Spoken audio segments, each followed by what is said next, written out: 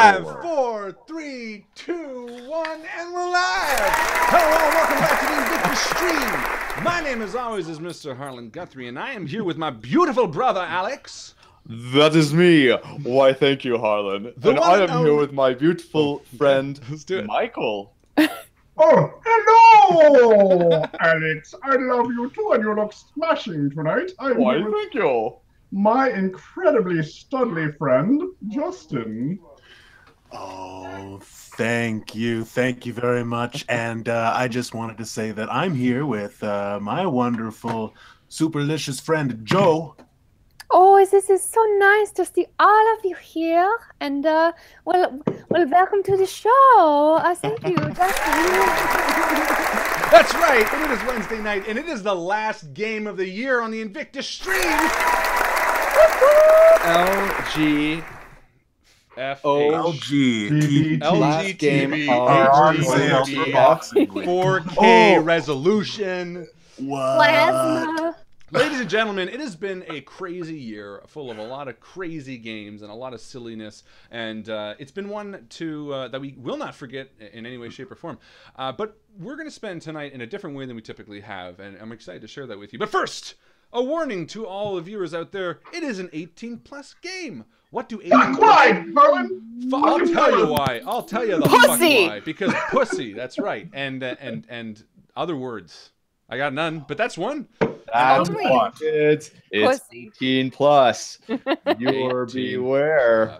Or you're in for a scare. Oh my god, we need to do a Goosebumps game. Hold on. You gotta read the fine print. Goosebumps. That's right, it's an 18+ show, so if you don't feel comfortable with the no-no words and the subject matter that is about to befall your poor little eyes and ears, go ahead and close the video, but before you do that, you make sure you like it. Liking it makes us feel real good. It gives Justin tummy tingles. Tell us about him, Justin. That's right, that's a tummy tickle. You want more of those? You like the fucking video. Also, subscribe. If you haven't subscribed before, you're a goddamn monster. I really want you to Don't do that, Mike. You'll notice that as the INVICTUS stream goes closer to the end of the year, our quality just it kind of, you can see it on the visual it just tanks. And the sanity, your sanity points just goes right up. They're soaring. And that's what tonight's going to be. It's going to be a combination of an end of the world game, a robot uprising. And it's also going to tail off into a bit of a chat about the year review and LGOTY, as Alex would say. Lugatti! Part 1. So tonight is going to be an interesting game, but of course, there are a few fantastic things that we always have to mention. Make sure that you're part of the Facebook group. It's where everyone cool hangs out. So just fucking do it. If you've been watching for a year and you're watching this video and you're not a part, just do it, okay? I'm sick of the excuses. I'm sick of the tomorrows. I'm sick of the whens. Just do it now, okay? Join a Facebook group. I'll prove you right away. I'll even give you a shout out on the stream. But when you're a part of the Facebook group, you can be the most valuable post. That's the person or persons throughout the week who kind of did the coolest job of just being you. And this week was a very special one that brought to our attention specifically through Joe, who commented multiple times on it. Joe, why don't you tell us about the post that won this week? Absolutely, Harlan. I think all of us were very impressed with our fan of Mr. Brian Bill. Yeah. I'm very bad at delivery. Yeah, before the episode, we were all kind of tossing the post back and forth and pretty impressed with the idea of the overly reluctant hero. And I think for those of us who are experienced with, I guess, dealing with strangers, it's something that can come up a lot, dealing with lots of different kinds of people in your games, and you want to find a way to get people involved in the story and not be too precious about shit. So good job, Brian. Very cool. Well done, Brian. You win most valuable post. I feel like in 2018, that's going to be the sound for most valuable post from here on, right? Give it a little bit of variety. That's our biggest change to INVICTUS for 2018. No, that's the only change to INVICTUS. The only change. From here on out, fanfare for MVP. Everything else stays the fucking same. In fact, quality tanks from here on out. Well done, Brian. And that's where we're at right now. If you did not check out the calendar that's been posted, where are you been? I posted it. You should check it out. It's in the Facebook group. There's probably easier ways to do it. Someone will share it right now in Discord if they want to be real sweet. Alex is putting on a jacket. He's cold, isn't he? You chilly, buddy? I think he's chilly. Let's just watch him change. Let's just all do that. It's kind of stuck. Hold on a second.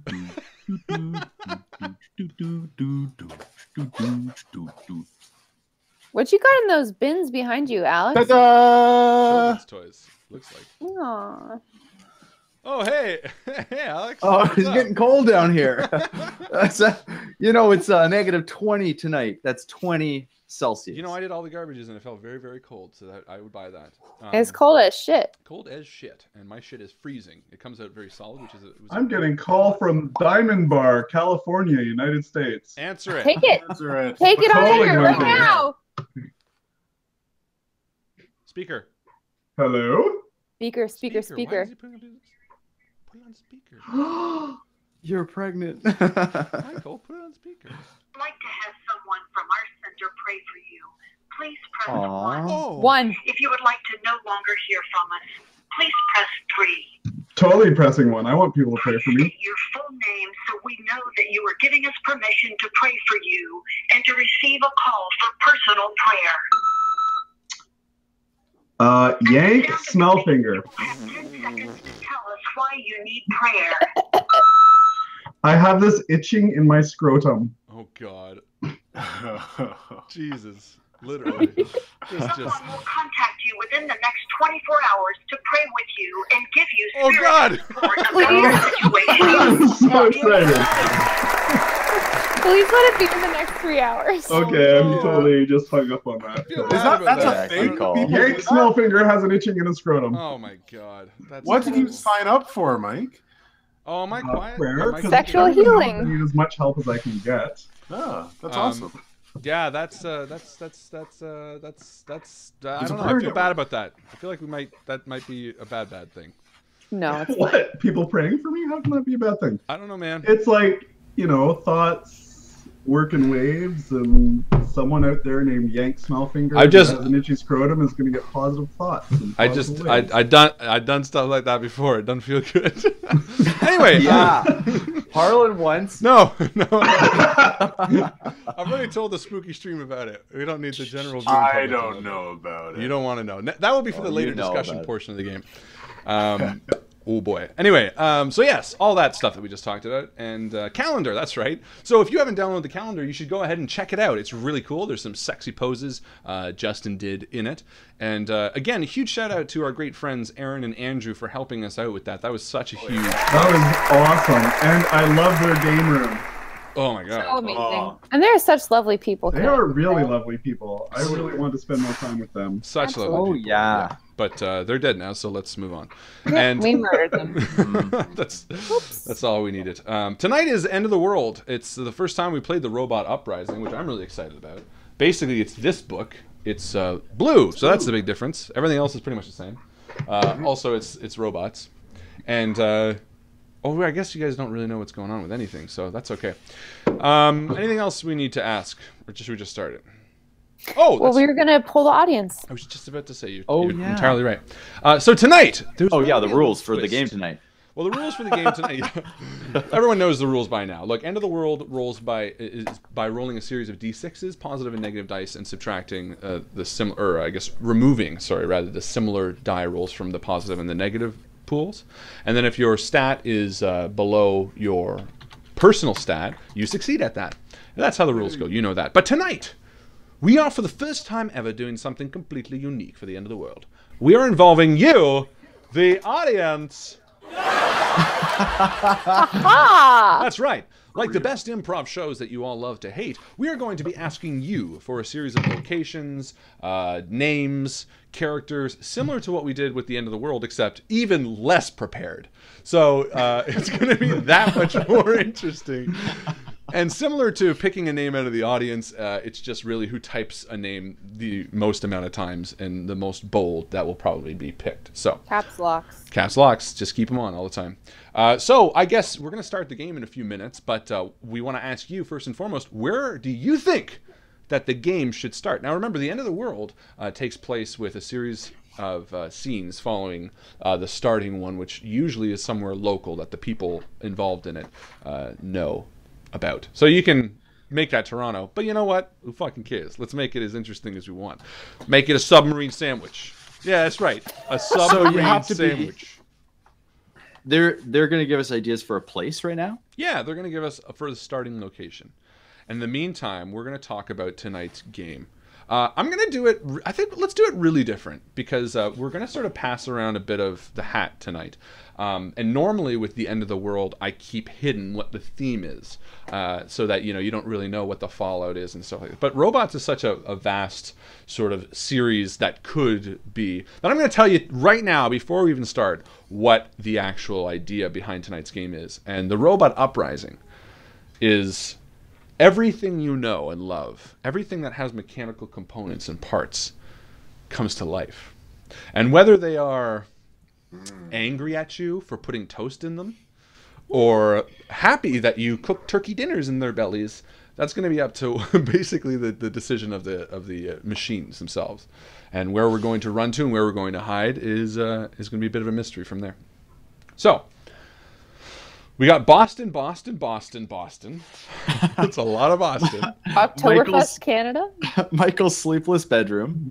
That's what I'm just typing. I'm like, if it's in my bedroom, don't start with a black light. A hot but pocket. Harlan, they also say Baston in here. Baston? Wicked weird. Yeah, Boston. that's wicked weird. Has anyone ever been Boston. to Boston? Yes. You What have. are Baston Yeah. and And a Boston? marathon. And we actually already did an end of the world game there. Oh, We did. Are they two different That's places? Baston and Boston? I don't know about right. Yes, that. they are. Yes, they are, Alex. Don't tell them any differently. A hot pocket The packing underworld. plant. I like a hot pocket packing plant. Self-loss, a place they don't even know exists. Correct. Don't know. You're what right. that is. You win. Self-loss? Like, Um, or just self-loss? Someone said Alderaan, which would be a really short game. Oh my god, We're look at here that at moon, it just Alderaan. showed up. That moon appeared last night, and now That's no moon. I That's was a robot. I was reading something, and they were like, if like none of that would have happened if they had arrived like 30 minutes earlier to Alderaan, because like the whole point of that first in Star Wars is that they fly to Alderaan, and it's like a debris field because it's just been blown up. But like 30 minutes earlier, they would have landed on the planet and then been blown up. They would have single-handedly erased all the plans, all the resistance in like one go if they were just a little quicker on the trigger. So there you go. Don't waste time. Shoot first. The Moon theme park from Futurama. That'd be fun. Alternative Victorian era London. But then there's not so many robots. I feel like That would be a pretty short game. There's a man Everything. named Thomas Edison. He says, I don't really know if he invented Kill him! it. Just a light bulb flickering on and off. I will burn you. There's going to be a lot of silly voices. I'm excited. Steampunk era Cairo, Egypt. What? Drain, Oregon. I feel like you're doing Mad Libs. You're just sticking words together. No, Beef Jerky 21, which also sounds like a Mad Lib once. Beef jerky 21. Okay, I think we're The gonna go Oregon with. Trail. I think we're going to go with Hot Pocket, Hot Pocket packing plant in Yeah. Boston. All right. In Boston. So it's Why in Boston? Boston? Embossed. Because those sort of like encompass the two. Why don't we Two put it in Oregon? I then don't. there's- 'Cause I don't know enough about Is there a Oregon. Boston, Oregon? I know very There's little. about forests. Oregon. There's forests. Except Yeah, but why do we want to Centurion. benefit? We don't want to benefit. All right. So without further ado, we have a hot pocket, packing plant. That's a bit of a mouthful. In Boston for the end of the world, Robot Uprising. Alex, your insatiable desire of Hot Pockets from Costco has given you a lot more than just a gut. It has given you a winning ticket to a tour of the headquarters of the Hot Pocket packing plant in Boston, yes. along with 4 guests. Okay. So along with 4 are you gonna guests, I found the cheese ticket. this is just exposition, guys. Guys, Made of actual cheese. this is just exposition. Yeah, cheesy Just pig. exposition. It's a stamped, a finely stamped individual cheese slice. All right. So That along was with packed in with my 4 of your best friends, Hot Pockets. you just for some reason you pick Joe, Justin, Michael, and myself. You Maybe decide. for some reason. We're lovely people. I'm like this. That's the reason. All right, we got a shortened game. hey. Let's just. Oh, what's up, Alex? Listen, I just won 5 tickets. 6 tickets. 5, right? I said 5 you and along with 4 of your friends, so 5. All of you Not guys front door. are coming tonight. Joe, do you have me on speakerphone? Yeah. You're I'm all right coming here. to the Hot Pocket Oh, Factory with me in Boston. You hear that? No way! I've never been to Boston. You got I've never had a Hot plane Pocket. I got them all. It comes with plane tickets. It comes with the factory tour. You know, apparently this place is really. It's run by a place named Hilly Wonka. It's run by a place? You know that chocolate guy, Willy Wonka? It's his hillbilly cousin, Hilly Wonka. Hillbilly Obviously. Okay, all right. so Luckily, we all have our bags. yeah, and everyone's bags are packed and they're ready to go. And there's a taxi's waiting. It's blowing its horn. And already you're so lonesome that you could fucking die. But that's just okay. You go outside to see Alex sitting in a minivan. He's all bundled up because it is cold. It's minus 20 below in Toronto. And all of us decide that we're going to just make the best of it. We're going to go visit this Hot Pocket packing plant and visit Hilly Wonka. And now Hilly Wonka is sort of the brand name. It's actually run by a man named Solomon Penderstein. And he is sort of the person that you spoke to on the phone, Alex, because once you won the ticket, you had to phone it in, and he talked to you right away. And he said, yes, come down, Solomon Penderstein. I'll meet you out front of the packaging plant, and we'll get to work. It'll be beautiful. So the 5 of us are heading down towards Boston, a cheer in our hearts, each talking about our favorite Hot Pockets. Justin, what's your favorite Hot Pocket?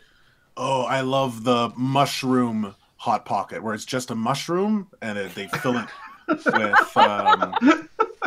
with lava. That's my favorite. Yeah, so good. Yeah. What's yours? I've never actually had a Hot Pocket. I think they're American. No, we got them. We got But I them. just We didn't got, know. Like, the triple cheese one is the one I. Not really a big fan, Sometimes. to be honest, but I'm excited to come along. I like the pizza ones personally. I'm very into the mushroom and lava combination. Who wouldn't be? You're right. That's yeah. I just when I saw that in Zares, I just had to buy it, and now I'm hooked. They were on special for a while, and then they jacked the price right up. It's because They of did. That's how they how get hard you. it is to freeze lava. You don't even know. Oh man. So as the car drives down to Boston. Putters along. It putters along. What's the car doing, Alex? Yeah, make the sounds, Alex. Very Oh, on-brand car. Yeah, man. And we're rapping over it because we got the car. This- Making the What are sounds. we like? Down to Boston. Amphibious mobile? What is that? Yeah. Actually, yours is pretty good, Mike. The Hot Pocket contest that you won, Alex, also came with a tour of the facility, but it also came with your supply of Hot Pockets, which are in the back. of So the I van. got this whole year supply of Hot Pockets, and they're just in the back. No way! And a lot of You people. know what? I'm really glad I brought this microwave that plugs into the outlet in the car. Oh man, that'd be Oh, so yeah. dangerous. So if it were convenient. Perfect. Oh, So I we, can't believe you brought that, Mike. after a somewhat great. long drive of questionable hours, I don't really know, we arrive in Boston. The city is alive. It's the early morning. People are all going about their day. Plumes of smoke from their mouths as they bundle up and face the cold. And do we decide to head straight to the Hot Pocket plant, Alex? You're the one that's kind of leading this expedition.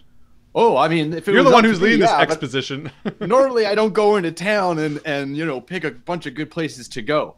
My wife will tell you that. We went to Chicago. It was all museums, and she wanted to go shopping. We didn't go shopping once, but hey, we can go straight there. What do you guys want to do? I've learned to listen now. Well, normally I'd like pick a hotel, but let's go right there because why the fuck not? Well, I'm hungry. I could really use a couple of Hot Pockets. We Me got too. Hot Pockets in the back and microwave. no, I don't want these ones. no, these are the when you can get them They're fresh. Mushroom and lava? Listen, Michael, they come off hot. They're already Hot Pockets. We don't have to reheat pockets. It's just as is. That's amazing. The freshness. Anyway, I so want to we taste the fresh. taste the freshness. That's the Hot Pocket slogan. I know it is. That's why Also- I keep saying it. I've been saying it this whole time. So Solomon Penderstein also gave you two sort of things to think about on the way down, Alex. He said, as part of winning this prize, you're going to be in charge of creating the new slogan for the Hot Pockets of 2018. And Oh basically my whatever you decide, whatever this team of 5 decides, will be on the Hot Pocket front forever. So that's Pizza Pockets. That's what we got. I don't got Hot Pockets. Pizza Pockets. And I don't like them that much, to be honest. Anyway, I like the Pillsbury ones. Me too. yeah, the I like one both with the of them, crust. actually. Like I like the crust. I just like I just give me a honestly fucking haven't crust. had them in, Just like, give me- freaking just give me years. crust. So you just a are hot also crust. tasked with doing that. All but bread. People are just fucking putting Hot Pocket pictures. Very good. The That's what tagline, they are, eh? as well as the new slogan, as well as you're going to be the new face for Hot Pockets, Alex, which is a huge plus. Whatever photo you choose. What did you do again, Alex, to win this It's like competition? the golden ticket.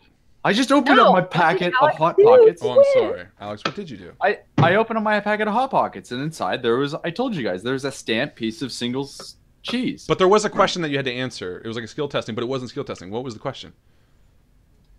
Did you already tell it? No. Oh.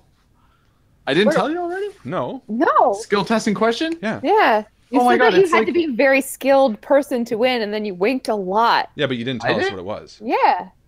When did I do that? Like 35 minutes ago. We've been in and the we car stopped for at 16 that hours, last Alex. Gas station. You came up with like, wasn't had it a lot like of a million conversation. miles from Humdrum?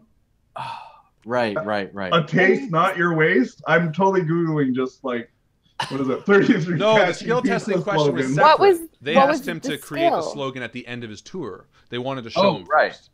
That was it? No, what was... Never mind. We'll come back to it. Anyway, so Go on. I'm totally lost. we arrive in Boston again. We just tossed the ball at you, the narrative ball, we'll and figure you it were out. like, you dropped And I it. fumbled the ball. It's okay.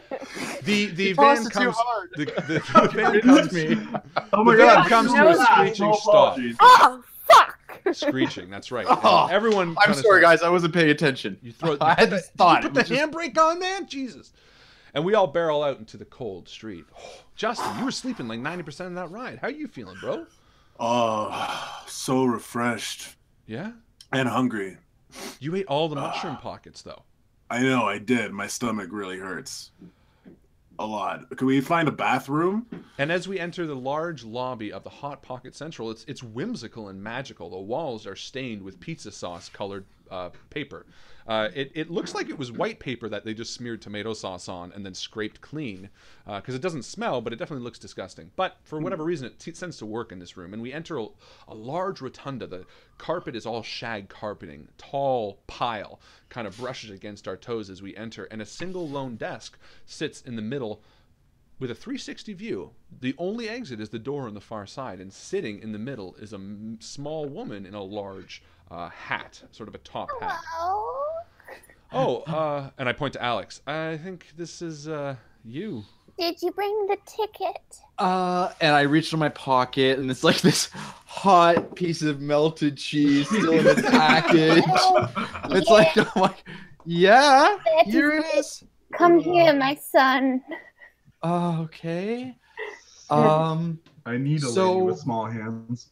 We're gonna get, like, these are my friends, and we're gonna get into the Hot Pocket factory, right? Yes, well, you must wait here for just a moment. Mr. Solomon wants to see you. Right, Mr. Solomon. Yes.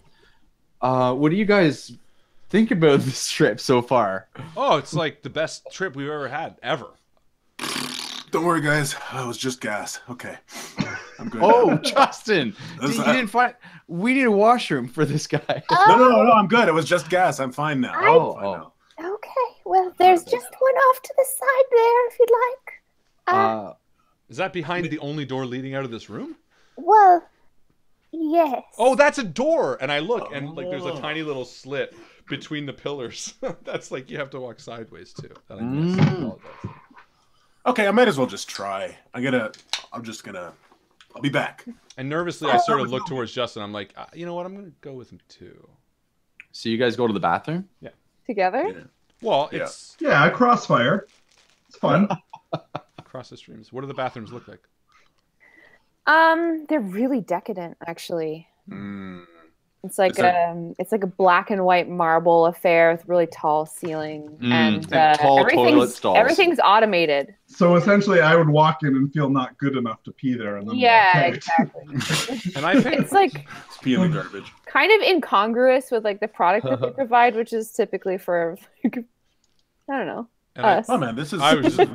Yeah, and I pick a stall right next to Justin. And I'm like, hey, buddy. Yo. Oh, man, this is good. This is really good. And I'm like, yo, you want a hot lip? I'm like, yo, don't worry, I'll feed you. Where are you? Oh shit! You drop it? We're in stalls. You said stall. Right? Oh, then I throw one over. Oh, okay. I thought you found a hole. In the hole. Yeah, you did. Hey, why is there a hole through the hole? Hey, buddy, how you doing? Man, this hole's wet. Come on, dude. They weren't lying when they said for a good time. All right, fine. Yeah, I'll take one.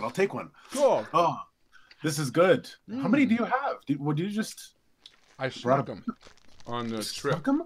Hey, what is that? Wonka candy? No, man, that dude's dead. That's not supposed to be in here, is it? I think they're competitors, Hilly and Willie. And as the two of you kind of finish off whatever you're doing, whatever the fuck this is, you hear like a kind of like a strange sound coming from the toilet. Uh-oh. And I stand up nervously. You all right over there? Yeah, man. You know, I kind of thought these toilets they're really comfortable, aren't they? It's very comfortable. Mine's massaging my butt. Like, think of how much you shit after a Hot Pocket. Like, these must be designed for the abnormal load they take, but something seems odd about this. And I turn around and look at the toilet. It makes another sound at you, and they're like bubbles of air come up. I totally forgot we were playing. I was like legitimately confused. Oh man, these are pretty advanced. Yeah, and I'm like, these are pretty advanced toilets, eh, Justin? Wait, let me see. I look through it. You get right okay. Yeah, you got. Mike, where are you? I start pulling up my pants, obviously, and doing my buckle. I'm still looking at the secretary with small hands because you know that's fun. You're just looking at her? Yeah, I'm just like doing that awkward, really like, well, there's a creepy old man looking at the secretary with small hands, thinking. Yeah. So you come from very far away, have you? And I'm sitting there thinking, I wonder if she can take her teeth out because that's fun.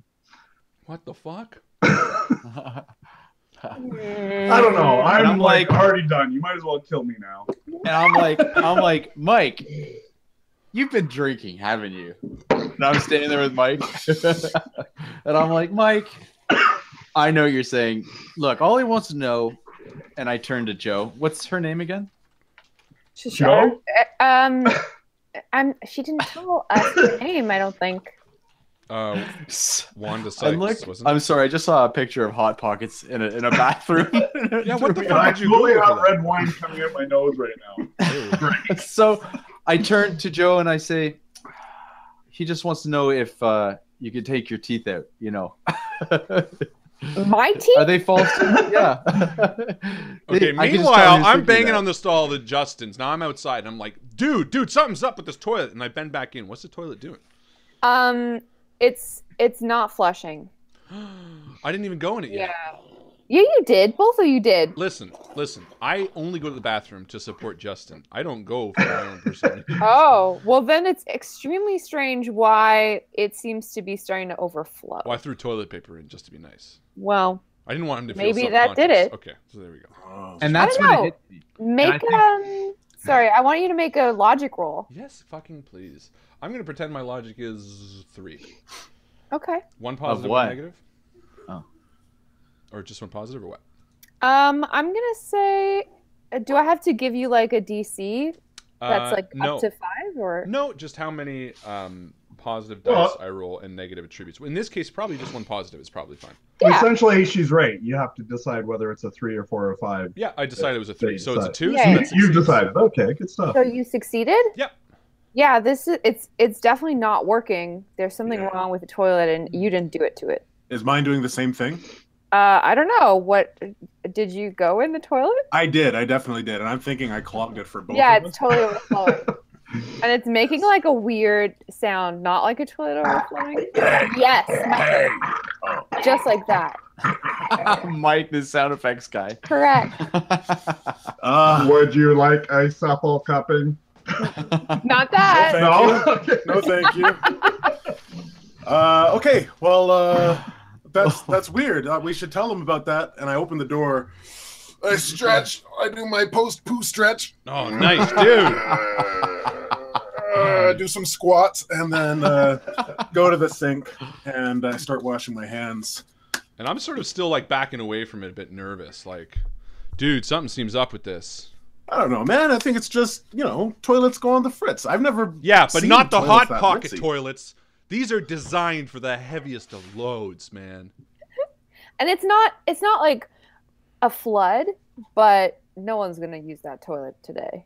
You know what I mean? Like the toilet, the water is up to the brim, swirling in a menacing fashion.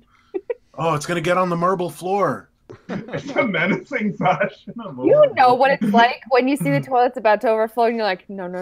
I have been there. It is the worst feeling in the world.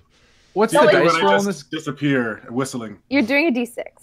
What's the dice roll on this? A D6. Just 1d6? It depends. Depending. Okay.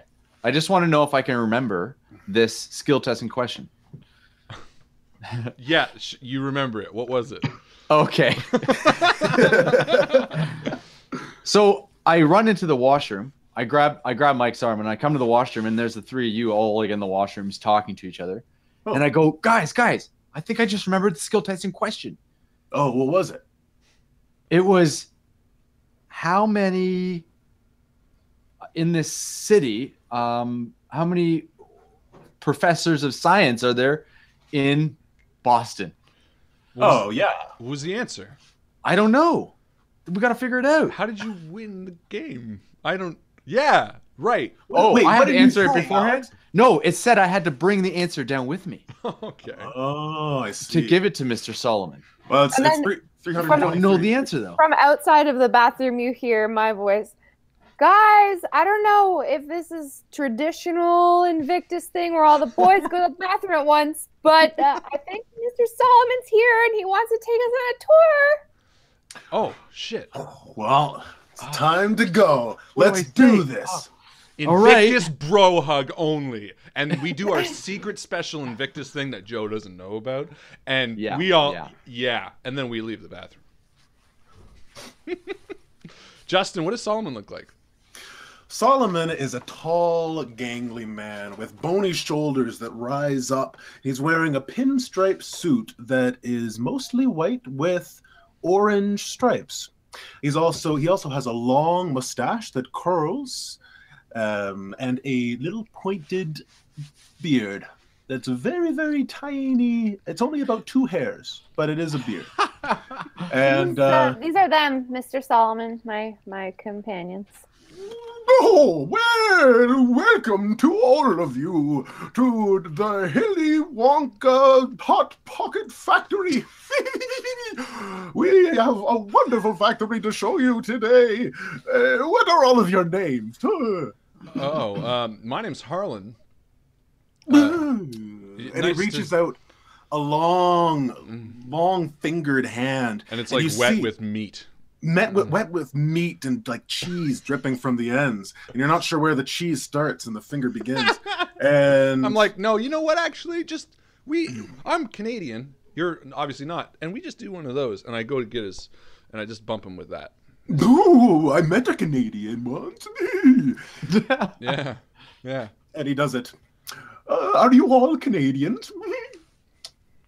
We are, yeah. I believe all of us are Canadian, actually. Yeah. Well, then, welcome to the factory, eh? Good joke. That's I can hear his good laugh. one. Never heard it before. It sounds a little horse-like. Go on. I kind of like And it. I walk up to Mr. Solomon. Mr. Penderstein, is it? Oh. And when his eyes meet yours, he takes on a grandfatherly sort of warmth as he gazes into your eyes and says, You must be the lucky Alex. And I just quiver in my boots, and I'm like, not quiver for fear, but quiver for joy. And I look into You mean you orgasm? Solomon Pendelstein's eyes So you with come. that horsey voice, and I say, yes, and there are 231 doctors and specialists in Boston. And as soon as you say that number, he stands up straight and he looks up and then back towards you. No one has ever got that answer correct before. And I turn around and I turn to you guys and I say, yes! See, I knew it! I knew I had it in me the entire time! And I put away my phone, which I Googled, and I'm like, Yes! Yes! high five Well, a million then, angels. Yes! Yes! We have nothing to delay. Dorothy!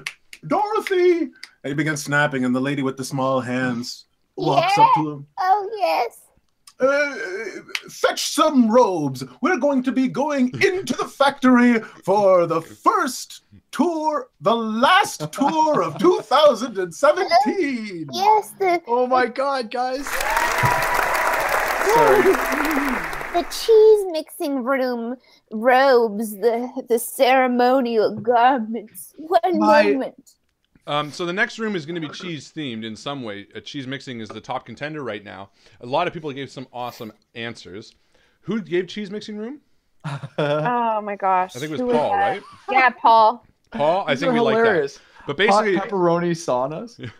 I'm It's very thinking before each room we'll stop and we'll start reading a bunch of stuff out, and then we'll pick whatever comes to it. But I think cheese mixing room won for this one for sure. Yeah. Good job. Paul. So Beatrice kind of very slowly walks across the room to kind of like a panel in the wall, and she claps her tiny hands together, and then a panel descends out of the wall, and there are robes that are exactly our sizes in our team colors somehow. I just want to say that's terrible. I just Googled how many doctor specialists are there in Boston, and the first thing that comes up is Boston doctors engaged to each other, slain in luxury apartments. I think that I has don't to think do that's more the so with answer. like your own Search history. My search history. history. Just I really enjoy Michael, seeing how many people are dead. how many died today? I I grew feel up and I better put on my about being robe, alive. and it fits Beatrice perfectly. takes all the robes, gives them all to you. This fits perfectly. How did you get my measurements, Beatrice? Oh, it's my job to know these things, Harlan. Oh, how'd you know my name, Beatrice? Oh, it's monogrammed on your shirt. Oh, and I go up close to her and I say, Beatrice, when am I going to die? Well, we shall see, my son. And she taps you on the cheek. And I walk away holding the spot that she touched. Mom! And I fade off into the crowd. Of the And floor. Solomon walks up to you, Beatrice, and says, "Oh, is your name Beatrice? I've been calling you Dorothy this whole time." I don't like to correct my superiors. Oh, that's true. That's true. Very wise. All right, shall we get to the tour? And Solomon suddenly stops and says, "Oh, and I haven't met you yet, little boy. Oh." And he turns to you, Justin. Yeah. My name's Justin. I think I'll just stick to my Wu-Tang hoodie. Oh, that would be good. Oh, And I yes. take his blue Let's robe and I'm go. like, I'm just going to keep this for later then. Yeah, you're right. I might want that later. No, Thanks, man. Thanks, man. Very thoughtful. Oh, Yeah. very nice to meet you, Justin, and have you on this tour. Oh, I'm really excited to see this cheese mixing room. It sounds really intense and complicated and Yeah, it's going to need a lot of unique. description, Solomon. What's up? Are we Yeah. gonna learn about the science of cheese mixing? Is it brie? Well, no. Gouda.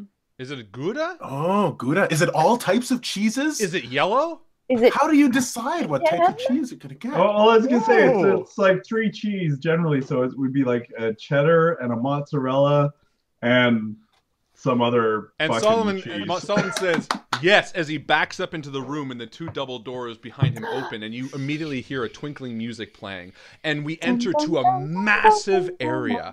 There are rolling hills made of Swiss cheese. There are trees that are like cheese string when you split them, you know, when you're like a kid and you split them. There's a river of like lava running through these two massive hills of what looks like some sort of white cheese. And on the far side, you see these tiny little purple people looking really pissed off. And they're just sort of shoveling shit and throwing it over their shoulders, real angry. And in the center, a large steaming cauldron made of machine parts. And it sort of almost looks like it's like a face almost. And it's sort of pumping out all this cheese from its... Sort of like a giant Kool-Aid...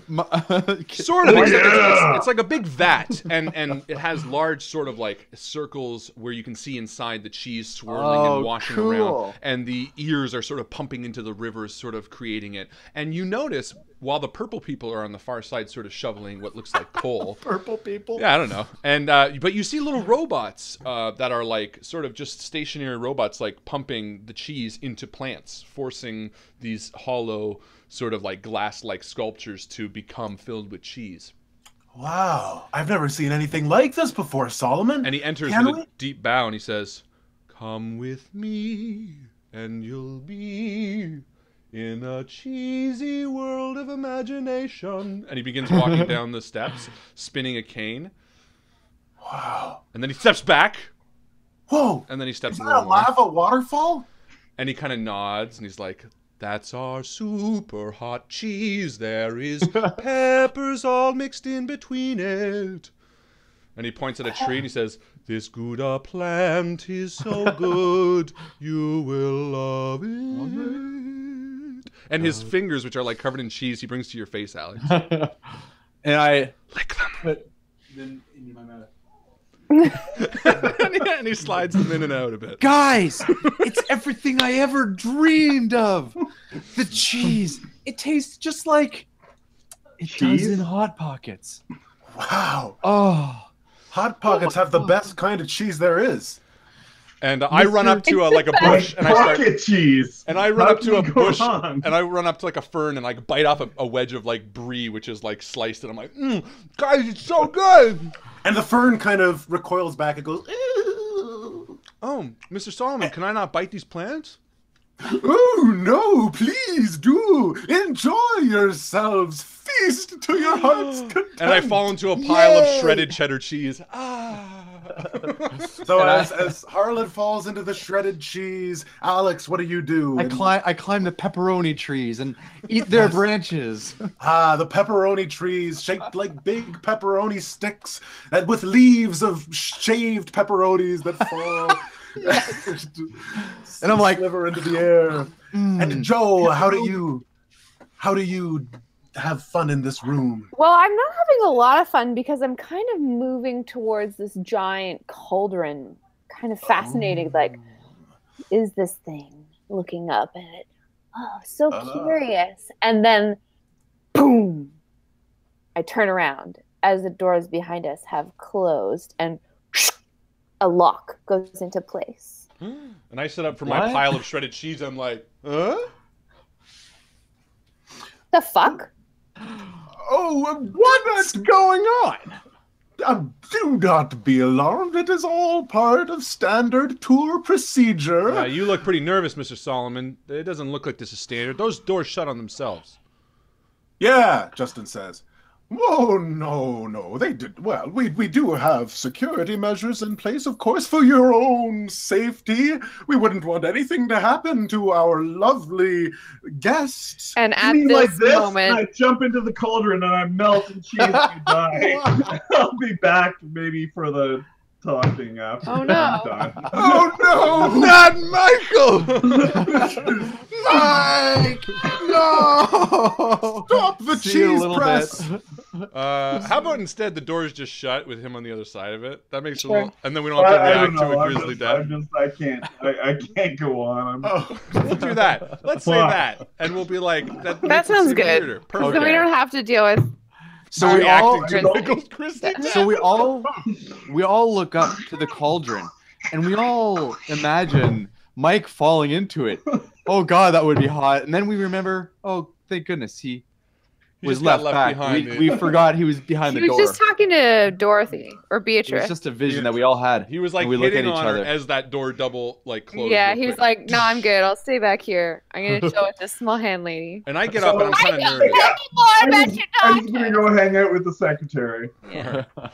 And I sort of look over to Solomon, who's sweating bullets, and I look over to Joe, who's sort of reacting the same way I am to this. And on the wall of this room, there's sort of like a field of all Hot Pockets, like growing out like sprouts. And on the far side, there are all these toasters lined on the wall, like just like 100 of them all plugged in, so that you could pick your favorite flavor and throw it in. Now, And- is it are they toasters Yeah. or are they Toasters. little ovens? No, they're toasters. Okay. And I look over to one of them, and I notice that it just sort of moves a little bit. Sorry, back to you, Joe. Yeah, at that Whoever's doing moment, a number of lights pop out of the ceiling, blue lights, and start spinning. What the fuck? What's Solomon doing? And Solomon, you see, is leaning down and he's talking to one of the little purple men.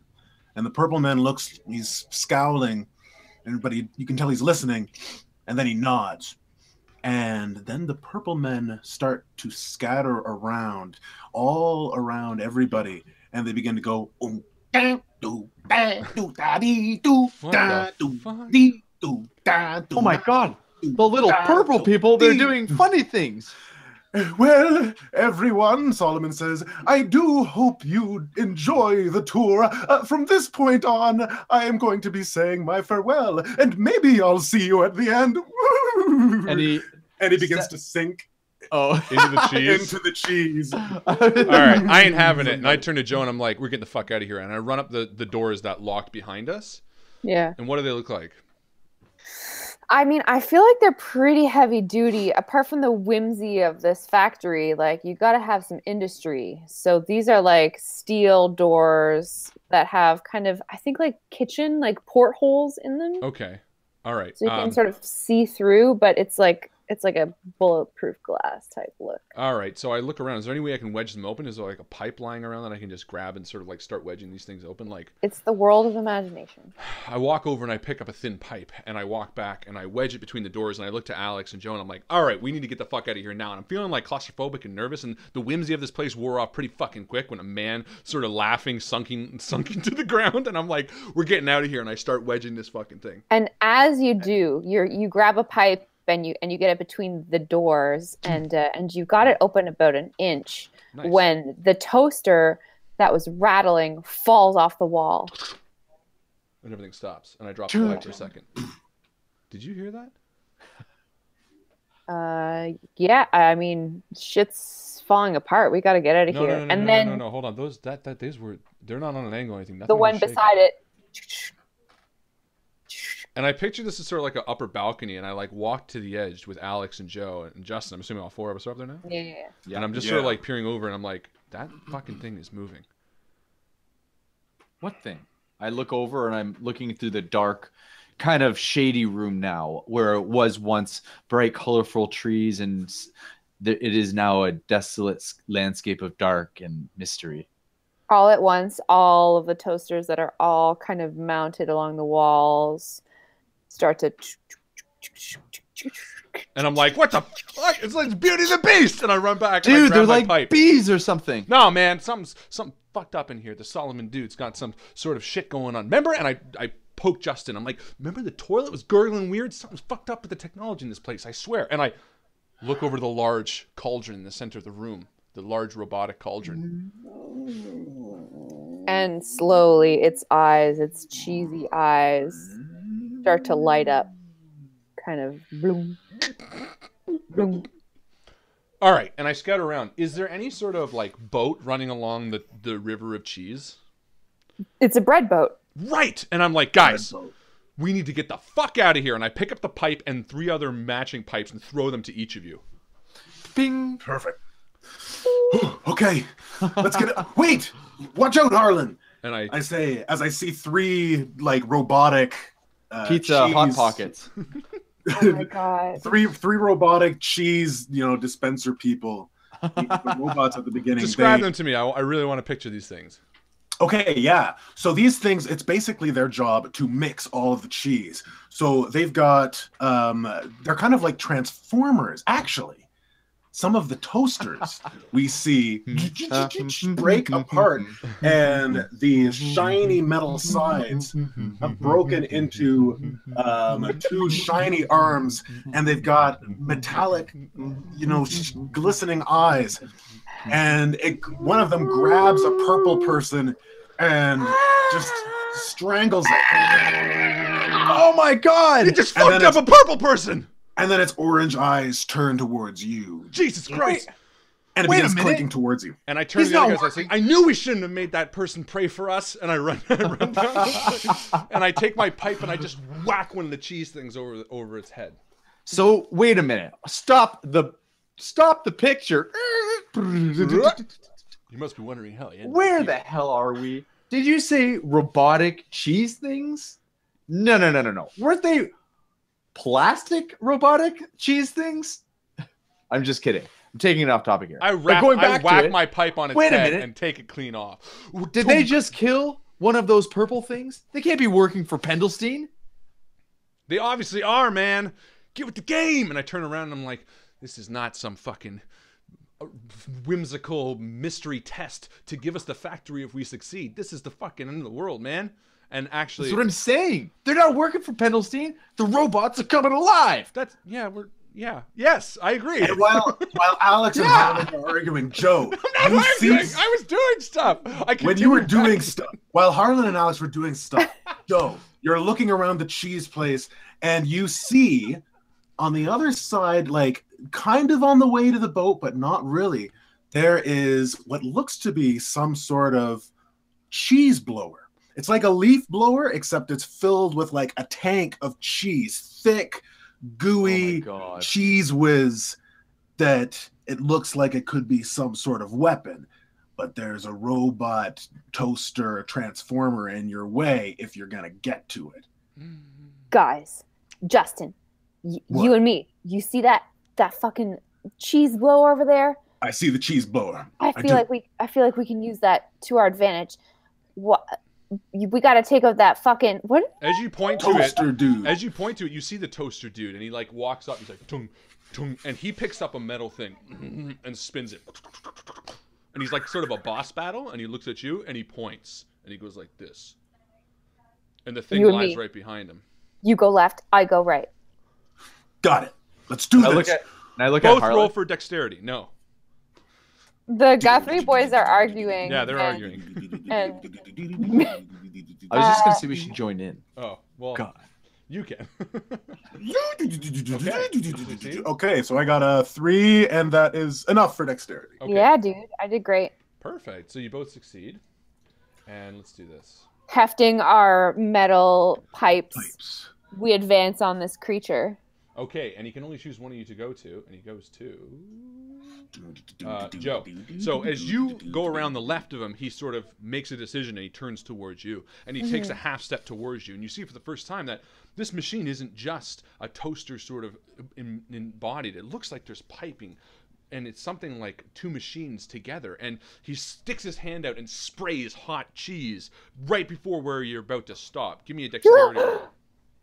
What does this thing look like? Oh, he's got like a toaster head with like an angry face on it, a thin sort of spring like neck like this, and his body is like a large piece of metal, and then like tubes and stuff with like spring. So when it like pulled out of the wall, it like grabbed a bunch of like the like wires. Yeah. And so I did succeed. So it spews cheese out in front of me, and I jump back. Just out of its way. Whack it with the.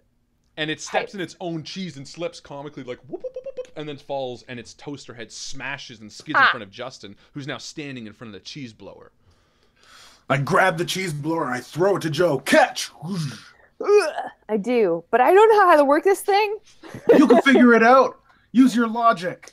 Meanwhile, Alex and I have finished our argument, and I'm like, look, they're getting the cheese blower. We need to get on that goddamn bread boat, and it's just about to pass the last able jump point to get on it before it enters the tunnel of despair cheese. And I say, fine, you're right. And I start running, and I look back, and I say, but I was right! And I look to the other two and I say, guys, bread boat now! And I run and I pick up a large breadstick on my way and I just club a little cheese toaster covered in cheese turd. Cheese turd off the wall. I'm just like clubbing them, and then I take a bite of it and I jump on the bread boat as well. Yeah, I think we all run and catch it, right? I feel like because I've got this heavy machinery, I gotta throw it on the boat at one of you to catch, and then I'm gonna jump very last second, and someone's gotta grab Alex, me. I'll catch it. Roll. Yeah. See if you can catch it, bro. No, we just roll 1-6, right? 2. 2? Yeah. So 3 and a 2. Oh. 3 and a 2. Okay, so there is a negative consequence. So you do. You do catch it, but the tip of the large just sort of dips into the cheese, and when you pull it back, you notice something moving beneath the cheese. Oh no, guys! Justin, didn't you say something about how the cheese river is constantly moving because there's large propellers underneath, robotic propellers pushing the cheese? Yeah, I remember hearing something like that. Yeah, I read it in a pamphlet at the entrance. My God, what are we going to do about this? And as we enter the deeper part of the tunnel, you see that it's actually Swiss cheese, like large holes. And community, what's the next room we're coming into? You see, we're looking through large... I read it in a pamphlet. Yeah. The large sort of... And we're doing that sort of scene in Willy Wonka where it's like... something, something, something, something. What? Which is always the fucking creepiest part. And so good. Don't know. What? Have you ever seen Willy Wonka? Are you guys talking about? Oh, Willy Wonka. Yeah, that part. I don't know that movie well enough. Something. Oh yeah. So it's like I've got an image, and it's just like a split second, but you see like a person sitting there and just like enjoying a cup of tea, and she's got, like old like English curls and glasses, and then she looks straight at the camera, or quote unquote camera, right at you, and she starts to cry, but her tears aren't tears, they're cheese. Oh no. And then cheese starts to come out of her mouth, and then her ears, and then her eyeballs. Yeah. And as we exit the tunnel, as it gets faster and faster, we enter the dough room. Large metallic pistons fire as thumping echoes as we turn to each other, seeing... There's like large machines with fists pounding an endless sheet of falling dough, just kneading it constantly. And of course, because it's poorly designed, they're also punching just sort of on either side of the river. And as we enter in, everything stops. The large metallic pistons turn. And you hear off in the background. And they face the boat, which slowly begins entering. Guys, we need to get off this fucking bread boat. Jump! All slow motion jump off. I jump, and the bread boat's like, bleh, bleh, bleh, and it gets punched in as cheese, hot cheese goes flying. Everyone roll dexterity to see if we dodge some hot molten cheese. One positive. It's like one when negative. they make mochi. Yes, we're gonna say one positive die, 2 negative actually. So roll 3 die. Oh no. Each of us. Okay. Yeah. So I'm gonna reset that. So the negative ones you want is a different die color. Yes, and mine cancels, but I still got a negative. So I jump out, and a big bowl of hot cheese smacks on me, and I kind of roll over almost like it's on fire, and it just sinks in almost like acid. I'm like, fuck, that's hot. That was only 1 negative. Did anyone get 2 negatives? I got 2 negatives. Okay. I did too. I think so. Right? Joe, what about you? I'm not sure how this works again. Yeah, can you explain this a little bit? So the first die is your ability die. You want to get under your skill. The other 2 are negative. Any duplicate die from the left, from your positive die, and either of those 2 cancel each other out. Anything remaining on the negative side is a detractor. Yeah, so I have 2 negatives as well. Okay, so the 3 of you got 2 negatives. And did any of you succeed at your positive die? I did. Yes, I did. Perfect. Alex? Did I succeed in my positive die? Yeah, let me roll up and see. What am I? What I have a 2. You're Alex. Yeah, so you succeeded. Perfect. So all 3 of you succeeded, I have a 3, but you right? still took 2 negatives, which is pretty good. So you take the same fate. As you jump out of the boat, a large smack of a hot glob of cheese smacks on your back, sending a pain up your spine or your face. Where did you guys get hit? I don't know. Me? Where'd you Or get all hit? of us. Oh, I screamed. It's like the roof of my mouth all over my back. Oh. I can handle it in my stomach, but my back is too sensitive. Yeah, I think we all jumped from the boat, and just as it happened, one of the pistons punched the boat, and it sent like a spray of hot cheese all over us as we landed on our stomachs on the bank. So, You hear, God damn. Oh, Jesus. That cheese is so hot. as we all stand up and peel these big sheets of melted, kind of congealing cheese off of us and our clothing, But it tastes we so good. stand Nervously eating it. and turn to look at the pistons from this dough punching room.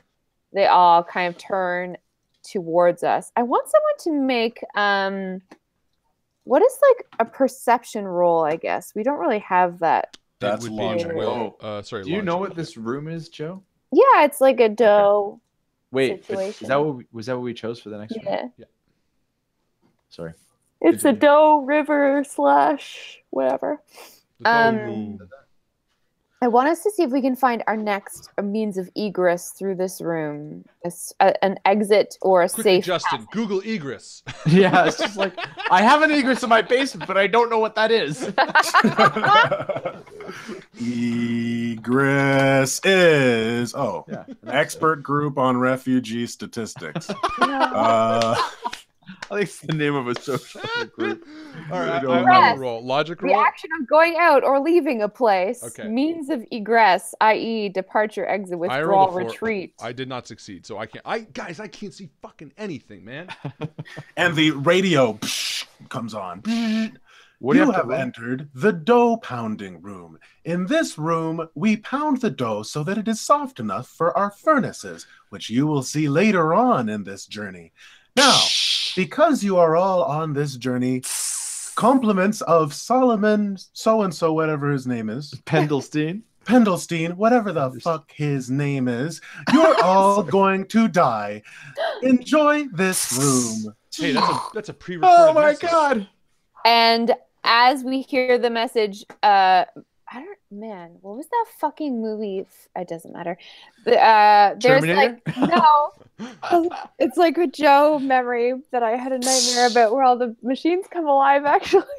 That's hilarious. But Is there's it like maximum overdrive? the very opening scene is someone who's working in a factory, and there's like a conveyor belt, and it's like a rolling mechanism Yeah. that they just have to stand in front of, and they're trying to take some pills, and they drop their pills, and it's like they all go on the conveyor belt, and there's like the roller, and the person who's like shaking, they're trying to get their pills out from underneath this like rolling machine, and then Is this the movie? yeah, and then they get their pills caught, and then they get squished and they die in the machine. Do you remember what it's called?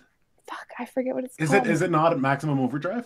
No, Okay. but the machines do end up having googly eyes at some point, and I had so many nightmares. But essentially, Triggered. yes, what I'm saying is that after the dough punching machines, which are bolted very well to the wall and can't quite reach us where we are on the banks of this cheese Sweet. river, there is a piece of machinery that is far more mobile, and this is the dough rolling machine. And as we are looking for the exit towards the furnace room, which we are also scared to find, the rolling pin, the mechanical rolling pin, comes towards us, and we all have to make another dexterity roll to Oh my save God. ourselves from being caught How many underneath die? the terrible wheel. Just one, I guess, eh? Yeah, just one. The one. mangler? I feel like I feel like Johnny's right. The mangler. I feel like it's 3. That's a success. For dexterity, success. Success fuck. here. I failed. Oh yeah, I think You have to that's get under, right? Johnny. Same or under, yeah. I got a 5. Okay. I feel Joe, like you can it's, proceed. you know how Honey, I Shrunk the Kids is? I feel Oh my like this room is like a giant rolling pin. Johnny got it with the mangler. That's the film that I had You can see terrified. the fear on her face as she realizes it too. The Mangler. Yeah, guys, this is the one. I gotta download it and watch it and face my fears. Yeah. What happens, Joe? Alex failed. What? I wasn't paying attention because I was reading the plot of this movie. So I'm thinking that we're in failed? a miniature land, Yes, you and did. this giant dough thing comes rolling around the corner. Yeah, you tell me And- when you failed. What? And I don't know. What do you want to happen? Oh. Maybe okay. So I jump to the side, and this giant dough roll thing is like, I'm like, oh no! And I like jump, but I get my leg stuck in the dough, and it's like compacted it right down. I'm like, oh no! And I'm like kind of lying there. It goes over your leg, but because the ground that we're walking on is kind of got Yeah. a doughy consistency. Well, it's like it's on a big dough thing. as Ah, well, okay. piece of We're on dough. like a conveyor belt right now. Yeah, sort of. Yeah. So your leg is stuck? Yeah, in like dough. It's in tight dough. It's in tight dough. So I grab the roller is about to come back down for another swing. And I say, I got you, Alex. And I pull up the cheese blower that somehow I managed to grab from the boat. That's why I failed. And I aim it up at the joints that are holding down, like that are bringing the arms of the roller down. And I'm going to shoot it at the roller joints and try to get cheese all wedged in the arms. Cool. Why don't you make a dexterity roll again Okay. to see if you Oh, no. I failed, but I'm a quick learner. So can I use that to get another roll? Yeah, sure. Oh, no, I failed again. So what happens when you fail to hit this piece of machinery? Well, I start shooting at the joints, but it's just not going in. The cheese isn't going in a way that is In fact, it's conducive to It's stopping it. lubricating it. you It's know? lubricating it, but the roller pin mechanism sees my intent, and it turns away from Alex. And as I'm trying, like my cheese gun jams, and I'm trying to get it fixed, but I can't. And I look up just in time to see the roller coming straight down over top of my head, and with a swish, No! I'm flattened into the dough and pounded a million times, and all that's left of me is a cheesy, flowery Wu-Tang hoodie. And I walk over and I kneel to the hoodie, and I'm like, and I throw it down and I say, "No, you would have wanted us to go on." And I forgot that we're all wearing robes. Yeah, Like, and I grab whoever's nearest to me, Alex right. and Joe, and I'm like, "We need to get the fuck out of here." And Yeah, I suction my leg from the dough. and using the Go on. kind of strength that a father who loves his child would help lift the car off of him. It was a really funny scenario leg that from we'll the talk dough. about after. But I carried both of you out of the room and jumped through the door into the processing room. And this is where the cheese and the meat room, which we never got to, and the dough all come together to form the pocket. And this was also another suggestion that I saw early on. I thought would be hilarious. And the three of us tumble in, wiping the tears from our eyes. Justin. So young. I can't believe it. Did you happen to get the money from his pocket? He owed me. No, Yes, I did. it was like it's in the dough. You got it? You got that? Okay, we'll You guys are jerks. It's like- Ghost And then Justin. We're so and then I sorry. look down, and I'm like, oh, he looks a lot like pizza sauce. He was. And we Really? turned to see the machine that puts the pockets together. What does it look like? He would have Justin? loved this. The machines that it's a conveyor belt system. In fact, there are conveyor belts that go all over the factory, and there's little, they look like little funnels that drop little pieces of pepperoni on top of dough. Cool. And then mechanical hands, like literally mechanical hands, shoot out, and they, put all the ingredients together where they're supposed to be. Exactly like that, Alex. And this is happening on like 10 stories of flights, and you don't even know. It doesn't even seem like there's a path through it. It's just a maze of conveyor belts, like Star Wars or Episode 3. Disney. Oh, It's very like Star Wars. Acme Industries from like Bugs Bunny. Very much like that. yeah. Bum bum bum ba da ba da bum bum bum bum.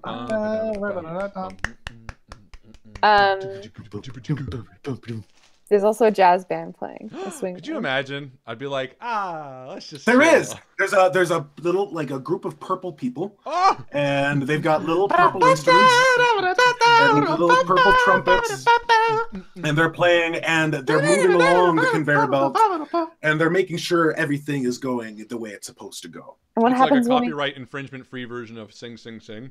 Hey, go to Joe. Hey.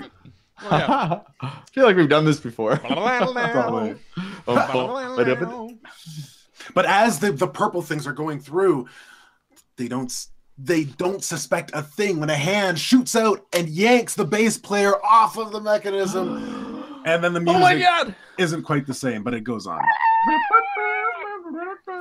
Just without the bass player. Without the bass player. So none of the machinery parts seem to notice that Harlan has like burst into the room with Alex and I over his shoulder. No, not yet. It looks like they are very distracted. They seem to be good worker robots. Then I crouch down behind a large pillar. And I also crouch down. And I do a very loud whisper. Guys! I do a stage Bugs Bunny tiptoe, like do do do do do do over to them. Okay, so you guys are trying to stealth through. No, not me. Alex. I do like a Kim Lu style dive into a roll and land on my. We missed the opportunity to have a lesson when Justin died. Like in Willy Wonka fashion. You should have tried to. Yes. Okay, so then the singer of the Purple People begins to sing. Justin was in the last room, honk, and he used some cheese when he shouldn't. The dough room is meant for dough, just dough. Don't include cheese in the dough room. Honky honk honk honk honkity honk. Wait, hold on, I forgot to keep up the sound. That was so good. Oh, I had a really good laugh there. That was enjoyable. All right, what are you doing, Alex? Don't let the cheese in the dough room. Life lessons with Justin. Okay, so Alex, you dive through, and I'm gonna get you all to roll for different reasons. So Alex, you're diving through quickly, and then Joe and Harlan are staying behind, trying to be stealthy. Mm-hmm. Go ahead and roll everybody's rolling dexterity. If you ever play End of the World, dexterity is the stat to put all of your points into. I failed. Harlan failed. Alex failed. I succeeded. Joe succeeded. Okay, so Alex, cover. You dive through, and these hands just like they stop. You hear like the conveyor belt stop. Yep. And then you see like conveyor belts begin turning towards you, and the hands begin like reaching towards you, and you begin running as fast as you can. And then the hands, you can feel them around you, and you're just not fast enough, and they're beginning to pull at your clothes and rip. Roll another dexterity, Alex. Roll another dexterity. And roll one negative as well. Oh, so I got one positive.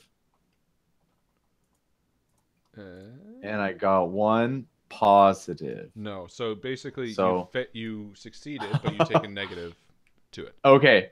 So I'm running, and I see like this ditch in the ground. Oh, for some you know reason. what, though? It's like a square box. Isn't your foot fucked up? Yeah. I think you should roll another negative. What happened to my foot? It got crushed or something. It got crushed.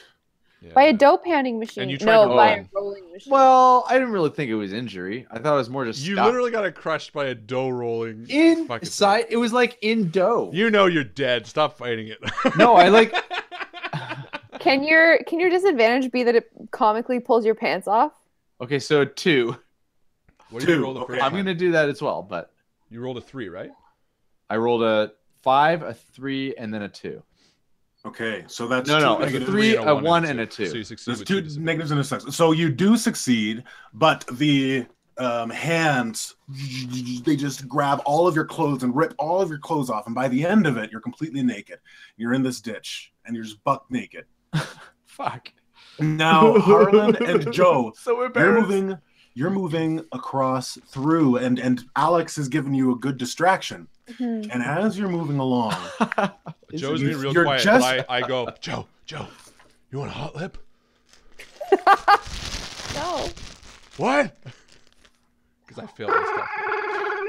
I don't want a hot. Harlan, your phone's ringing. Oh. No. What up? And you look at the Yeah. You look at the it looks like it's calling from We some saw you weird place trapped in- on the other side of the door, Michael. Yeah, we did. We're working our way out. How are you doing? And as he's talking on the phone, all of the hands Wait, slowly what? begin to turn towards talking to you. So Harlan and Mike are having a conversation on the phone. Joe, you see the hands turn around and the conveyor belts begin to converge on Harlan. But he looks very absorbed in the conversation. No, I'm not. I put my phone away right away. I throw it. I don't give a shit. You're not absorbed in the conversation. Say, no, Michael, you're too drunk. And I throw my phone away, and I use the ringing to the advantage of my stealth, and I like try to distract the robots to like go away from it. Okay, Are they roll. intelligent? Roll for They logic. must have noise I because they guess. heard it. Logic? Would it be logic? Let's do logic. One positive, negative, how many? One positive, one negative. Okay. Habla-da? Hablaboo. Habla-doo. So I unfortunately did not succeed, and I have a negative. Okay, so you throw the phone, and what happens, Harlan? You describe. I throw the phone, and obviously they must have some sort of sense because the ringing attracted them to me. So I feel like they would follow it, but unfortunately, by that time, the eyes of the large machine are already on me. And they come down, like, from it, and they're, like, on these, like, long, spindly Dr. Octopus type arms, and they come down and start looking around me comically, and I'm like, oh God, no, it's not gonna end like this. And that's as far as I get. Do I die? Should I describe my death? Yeah, describe your death. That'll Yeah. Okay. You so die? I don't know. I guess. I guess so. And the eyes kind of look around me, and I'm like, "Well, I don't want to die."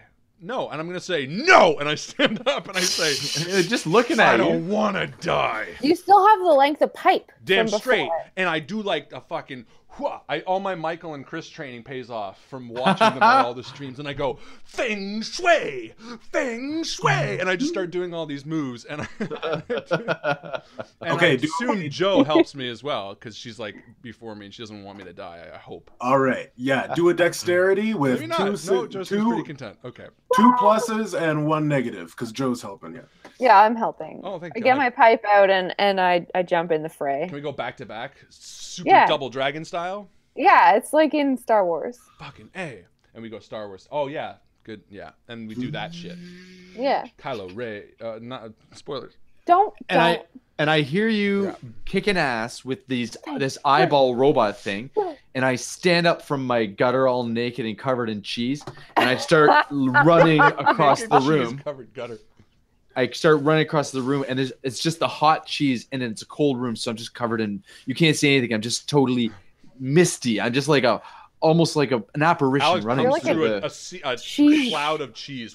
on a cloud of cheese Picturing smoke. like Creature from the Black Lagoon, but mozzarella. Yeah, I'm also thinking he's like more barrel chested and like sexy in slow motion. But that's just the way I think of my brother. I dive into a barrel of dusty flour. And I roll around and I stand up, and it looks like now I'm wearing a complete white suit. A linen totally, suit.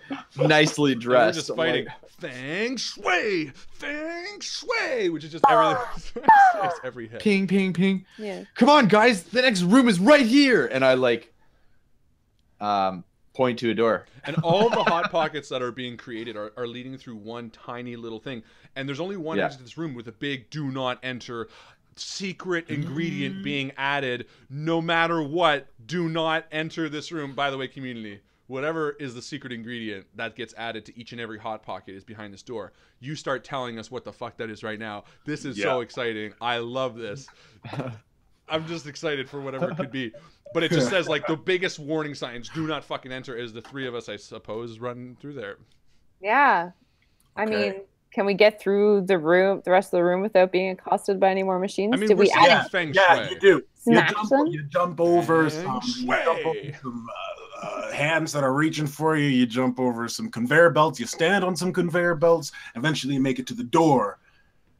and you get through the door that says "Do not enter." I like Johnny's cesium It 137. opens willingly for you. What, guys? And we enter in, and I'm like sweaty, and like my shirt is torn, and there's like blood on my stool. Ooh, are you shitting now? He's like, oh, there's blood in my stool. You should have done that at the. Do you have beginning. a GI bleed? Yeah, maybe. And I'm like, and we enter, and we're all bleeding. sweaty and all tired of saying feng shui so much, and the door shuts behind us, and we're leaning against it. But we're all inexplicably also very like movie beautiful. Yeah, like, obviously. That's just like I'm in this interestingly perfect uniform of like dried cheese. Yeah. And you step into the like, room. I'm Like cheese powdered man on now. one of both of your cheeks. I'm just like dried now, so I'm like kind of elasticy. And you walk into the room and everything is dark. And as you step into the vast darkness, you hear as lights illuminate a warehouse one by one, big, giant industrial lights. Yeah. And the room looks to be completely empty, except for at the very end is a crate. And it's like one light lights up this crate. This one crate Spotlight. all the way at the back. And we walk to it like real like. And your footsteps echo seemingly endlessly in this area. We really get exaggerated. It's like a 2-minute walk, but we like take 25 minutes. Like It's very like Indiana Jones Yeah, that's what I was thinking too, yeah. like Lara Croft. That's exactly what I was thinking too. our top Wow. men are on it. And eventually, Top men. in the middle of the room, you see a hole, a big square hole, and you stop because you almost walk into it. Oh, guys, holes are typically round. This is so crazy. I step just on the edge, and then you can hear, And Yeah. I pull the back of your A jacket. piece of flour comes off of your face and falls forever. yeah, and just And- guys, so deep.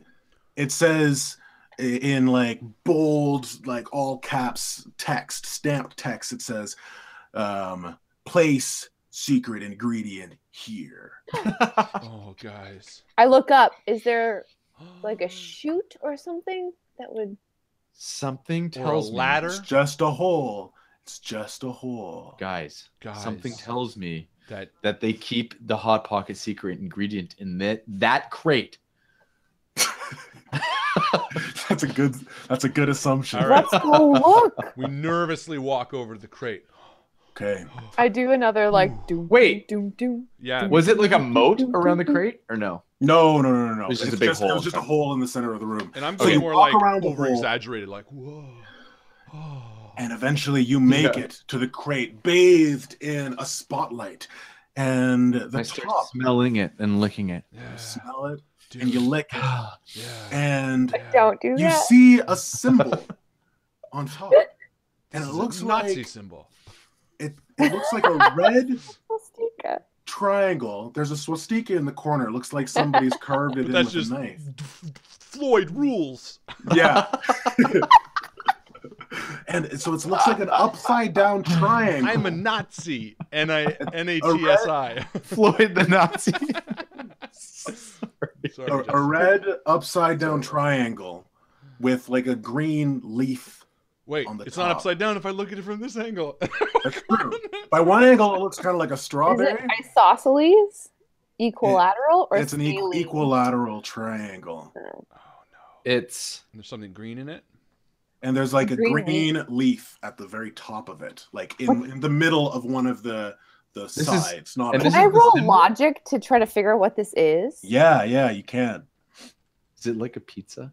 Oh, I failed. Did you It say kind of there's looks like a pizza leaf? slice, and where Guys- the middle of the crust would be, there's like a green leaf, and it's all It red. looks like maybe it's like a Oh. weird. No, like guys, a I know this. Leaf triangle. Is this the Canadian think it's- Tire symbol? I think it's a Nazi thing. Is this And the Canadian Tire symbol? It dawns on Harlan that Are this you is the for Canadian real? Tire symbol. I'm like, Oh no, my god. no, it couldn't be. Not you. No. And I like back up against the wall. Like, no, not the Hot Pockets. Anything but the Hot Pockets. And I like cower in the corner like I'm. Like, Oh, yeah, I'm and losing there's- my mind. There's a big like stamp on the side of it that says secret hot pocket ingredient, not fragile at all. Handle however you want. No. And I run back over and I tear off the lid. You tear off the lid, and inside Oh, I want another thing of that. Of hammers. Oh, I knew it. Hammers. They've all types of hammers. Some are like foraging hammers. Too much hammers, they've got like mallets. They've got the claw hammers. They got MC hammers. They got all types of hammers.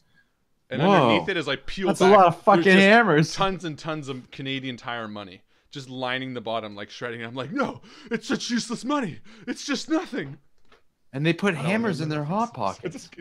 They put hammers in their hot pockets. It's the secret ingredient. Oh my I knew it. No wonder they're so full of iron. And there's a letter. There's a letter on the top of the hammers. Does somebody read it? I can't read it. I do. Joe, read it. What's it What? say? Justin's dead, man. I meant my new friend Joe. You've replaced Justin. So Joe, you The read. part you I read was the born letter? to play, baby. I read the letter. What's this? What's this letter say?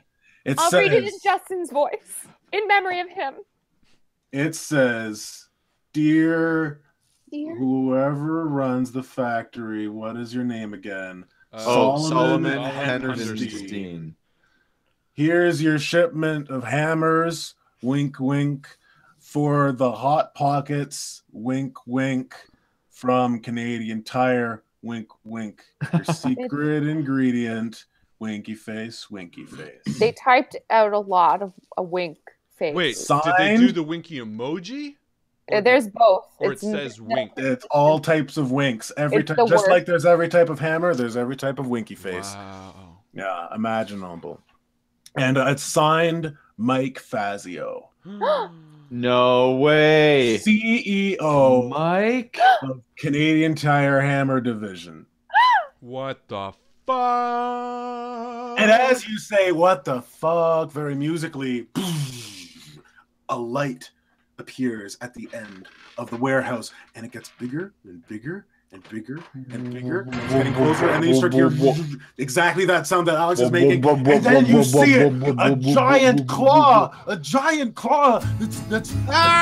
grab you just like the toys in Toy Story, and it reaches down, and I need you guys to roll a d6 to dodge out of the way. It's gonna kill us! I did it. I jumped. I'm doing it. 6. I failed. failed miserably. I jumped out of the way. Okay, so who does it get? Harlan or Alex? It comes down. What'd you get, Harlan? 6. Both of them. I got a 6 too. I'll Both go. of you. You both go at the It's time I same go. time. We put our heads together and we're like, let's put our heads together and we'll figure this out. We can And we do put our this, heads together. Alex. We can do this as bro. And it pinches just our heads together and lifts us up by our spines, basically. And you kind of dangle a little bit, and Joe, you watch in horror as the claw carries them over to the hole. I can't believe I died this close to you. Drops I them love you, into brother. the hole.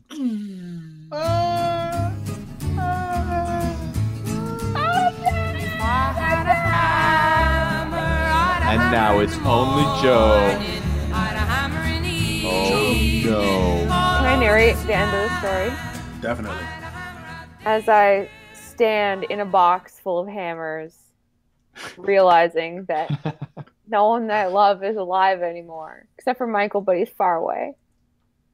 I'm gonna have to get out of this conundrum by myself. So I crawl up the top of the hammers, and I look towards the exit, and I figure I can make it. So I walk quietly, stealthily towards the exit of the room, and then just as I'm about to open the door opens before me, and in front of it is standing fucking Sean Beatrice. Bean. Oh, Beatrice. Yeah. What does she say, Justin? Oh, she says, "You made it this far." And her head keeps twitching to the side. And standing next to her is Solomon Penderston. And she steps and he says, "You far exceeded my expectations, Joe."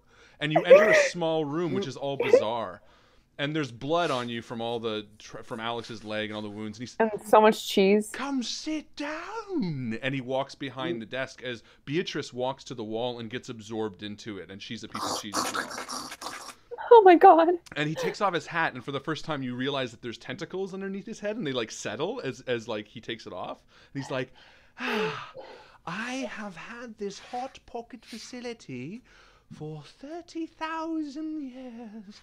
And when the robot uprising was about to come, I knew I needed to bequeath it to someone willing to sacrifice anything, including her best friends, in order to see it come to its full glory." And he takes something from his drawer and puts a heavy hammer down across from him and slides it across the table and says, "Do you have what it takes?" Yes. And she picks it up. I pick it up. And I swing at his head. And the yellow ichor of his whatever splashes against the wall. It's like cheese as well. And his eye is sort of like up like this and the other one's down and his nose is broken. And underneath you see the alien skin sort of shriveling and drying. And he's like, "Yes, yes," as he kind of melts down into a cheesy puddle. A cheesy puddle. Well, I stand back and I observe my new factory. And as you put the hat on your head and its alien tendrils sink into your own brain, making you the queen of all that is left behind when the robots end, you realize that the world is yours to recreate. I feel like I belong here. Just like we all do. And then If I Had a Hammer by Peter Paul and Mary Stuart. I'll dedicate a flavor to each of you.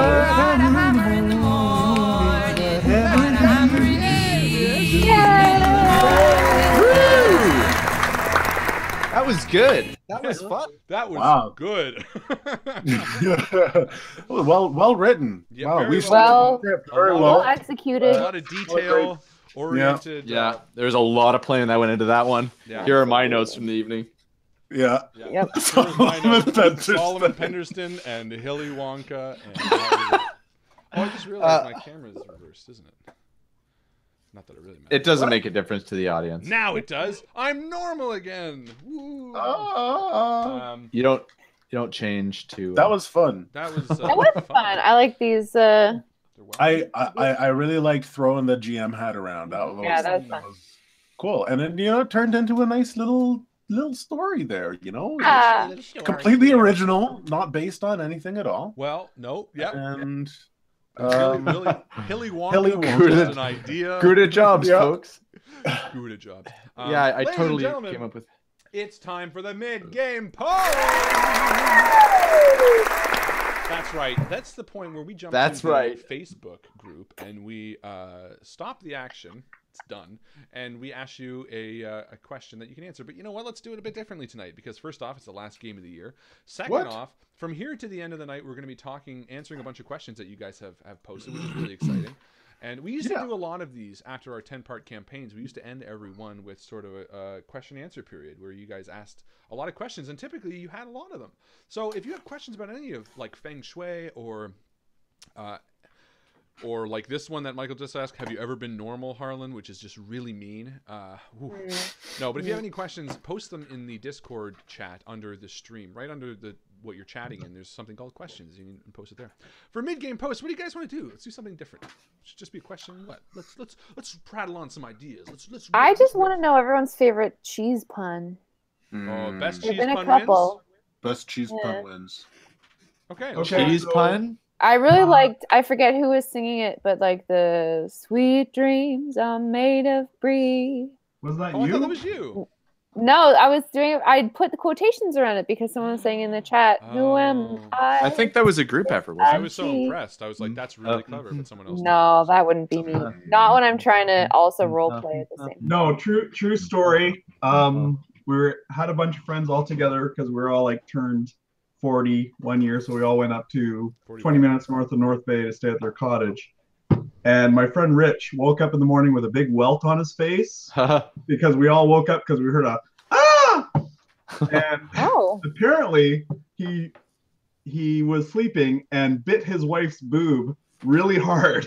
So she smacked him, and he's like, I was dreaming of Gouda. He was dreaming of like a big wheel of Gouda. I have so many questions for that story. I don't even know where to start. Gouda. Why was he down? Yeah, okay. Anyway. Fine. A serious cheese man. He is a cheese man. Who bites Did you guys ever read that book called The Stinky Cheese Man? Yes! It's a good book. I thought it'd be more yeses. No. Yes, I have. It's fantastic. Stinky Cheese Man. And the other one, the true story of the 3 little pigs. I don't remember that one. Oh man, with the wolf? Author, though, right? Yeah, same. Yeah, with the wolves, and it's like his account, and he's like, "Listen." And it's so funny. Yeah. It's like, yeah. All right, so mid-game post, I want to do the best puns, and I think Dustin might have already won that. Says Megan. Yeah, because of that. I think it was Dustin who was doing the. All right. After much deliberation, we're going to give it to Dustin for the mid-game. All right. Wasn't it? It was Dustin who was doing the song that I was just singing. It is now. Dustin deserves it anyway. I mean, he deserves pretty much anything. Hell yeah, Dustin. Dustin also sent us this Christmas card, which I think I showed last. Yeah. I think so. You put a picture of it on the Facebook. I put a picture, but yeah, season's greeting from all the team. Dustin, Merry Christmas, you wonderful fools. That's us. That's us. Wonderful, maybe not so much. Fools, most definitely. And he also sent somebody had the clapping thing. Oh, right. There it is. So yeah. So this part of the stream, this was something that we were sort of debating with going on early on, and I'm glad we didn't spend 3 hours on it because I'm sure it's not really dedicated to it. But look, we've been doing this now since 2015. Some of us joined later than others. Alex. But everyone else has been here since the beginning. And we've... Not me! That's the joke. But we've been here through a lot, and we've done a lot of different games. Well, and you guys might have questions about what games you might be running, maybe suggestions for us and things like that. We want to sort of remember a little bit, sort of, I don't know, go on about sort of our favorite moments. One of the questions that Joe asked last week or earlier this week was, what was your favorite moment of this year? And I want to ask that question again to you guys in the chat, and I want you to answer in the questions. Not just your favorite moment from this year, but maybe any moments that came to mind about role-playing, moments that came to mind about stories that were told, maybe twists in the games, things like that. And I'm also favorite accents. Favorite accents. I'm also going to read some of the answers that you guys posted on Facebook. So feel free to do some new stuff. But in the meantime, let's answer the first question here. Mike asked, "What can we look forward to next year?" And I think Justin, you probably have a pretty good idea. Oh, I'm excited for this. Yeah, it's going to be really fucking good. So a few years ago for Invictus, we tried a little campaign. It was a Star Wars campaign, and it was the first time that we ever tried a community campaign in conjunction with like the main story campaign that we run on Wednesday nights. And I've been wanting to get it like back up, do a community campaign since then, but I just haven't been able to find the time and line it up and find a good system for it. So starting, in the new year, Joe and I are going to be running well, should I just say what we're running? Yeah, I guess so. Absolutely. Yeah. Joe and I are going to be running a Dungeons and Dragons campaign. And Joe is going to be taking care of the main, storyline every Wednesday. Everybody else, all the guys are going to be playing. I'm going to have a character. And throughout the week, I'm going to be posting community missions. And the way it's going to work is that basically everybody who wants to enroll as a member of a faction that we're creating for this game, you'll be able to create a level 1 D&D character just as you would if you were going to be playing at a tabletop. And I'll be making missions for this faction, and we'll be doing a little bit of role-playing in Discord, some play-by-text role-playing, and I will be posting some more posts about this later in the week to explain more.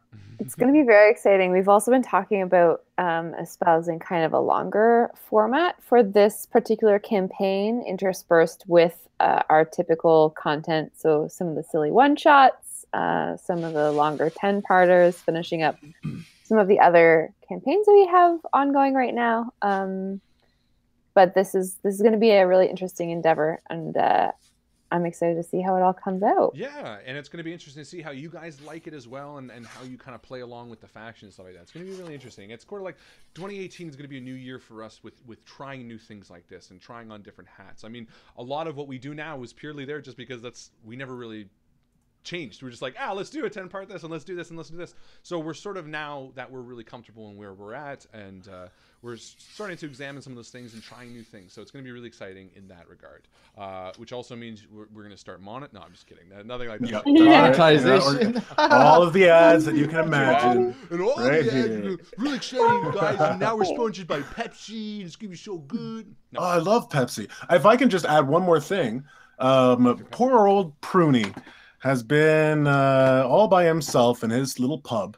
It's been dead for the past 2 months or so, and now with the realm being what it is, Pruny has been asked by some of the noble houses to begin recruitment efforts.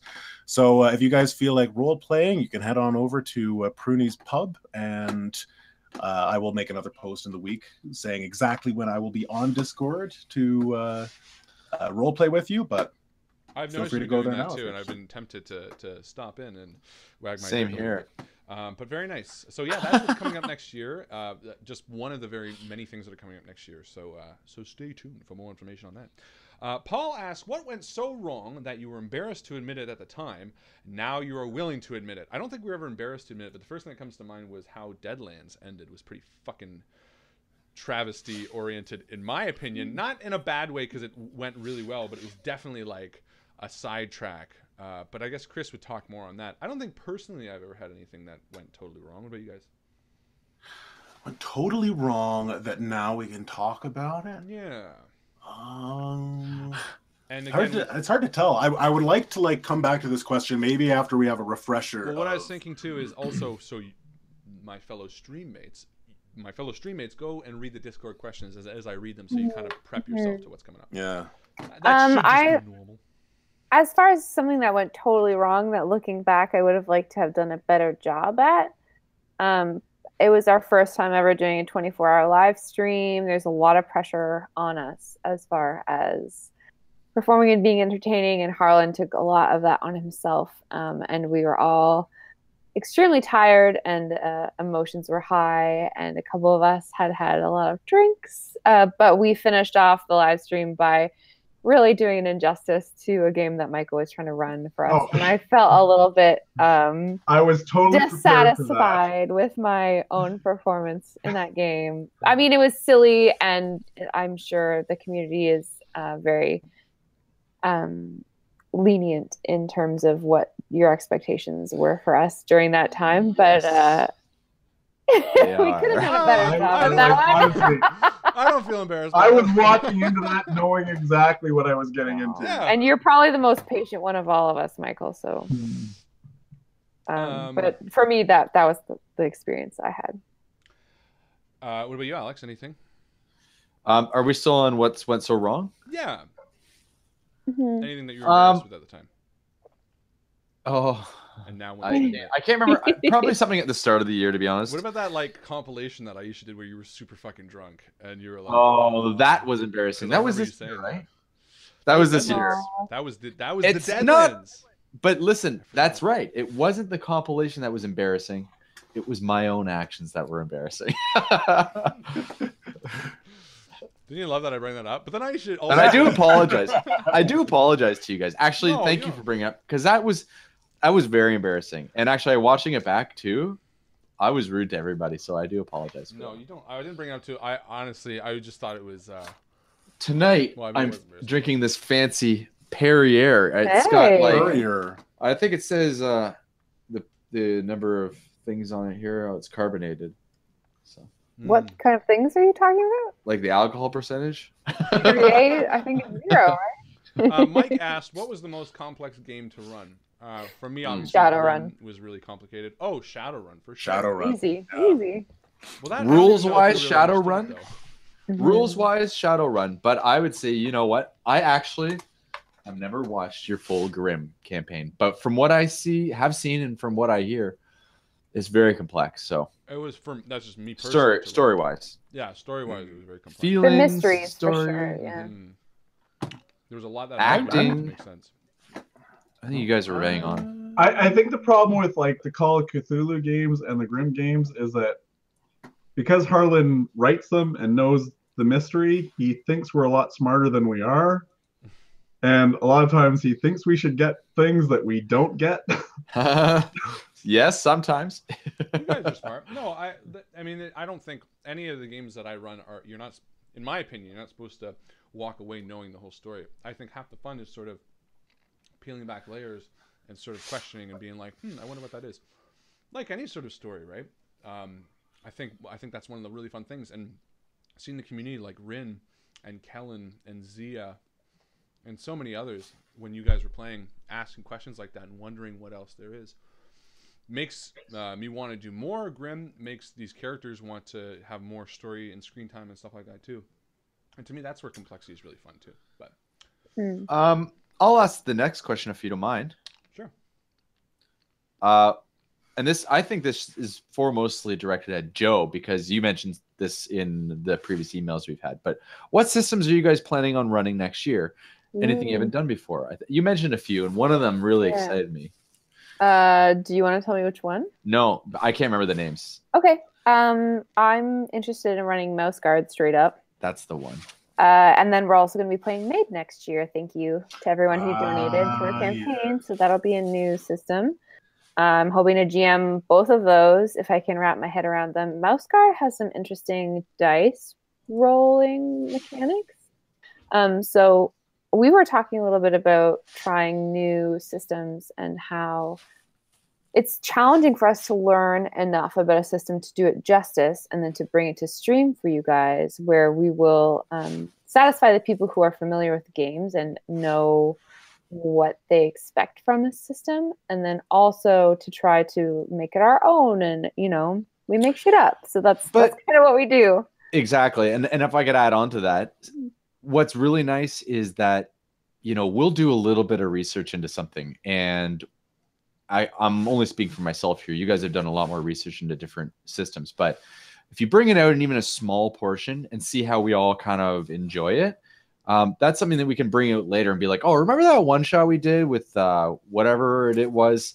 Let's try that system again. You know, at least giving it a bit of a flavor. At least we can say we tried it. It's not like we haven't done it. We like to espouse the worlds, I think, that a lot of systems bring to the table, like Shadowrun. Everyone's really excited about that kind of world. And for us, I think, just in the Invictus stream, that's always going to be more exciting than taking on a brand new rule set.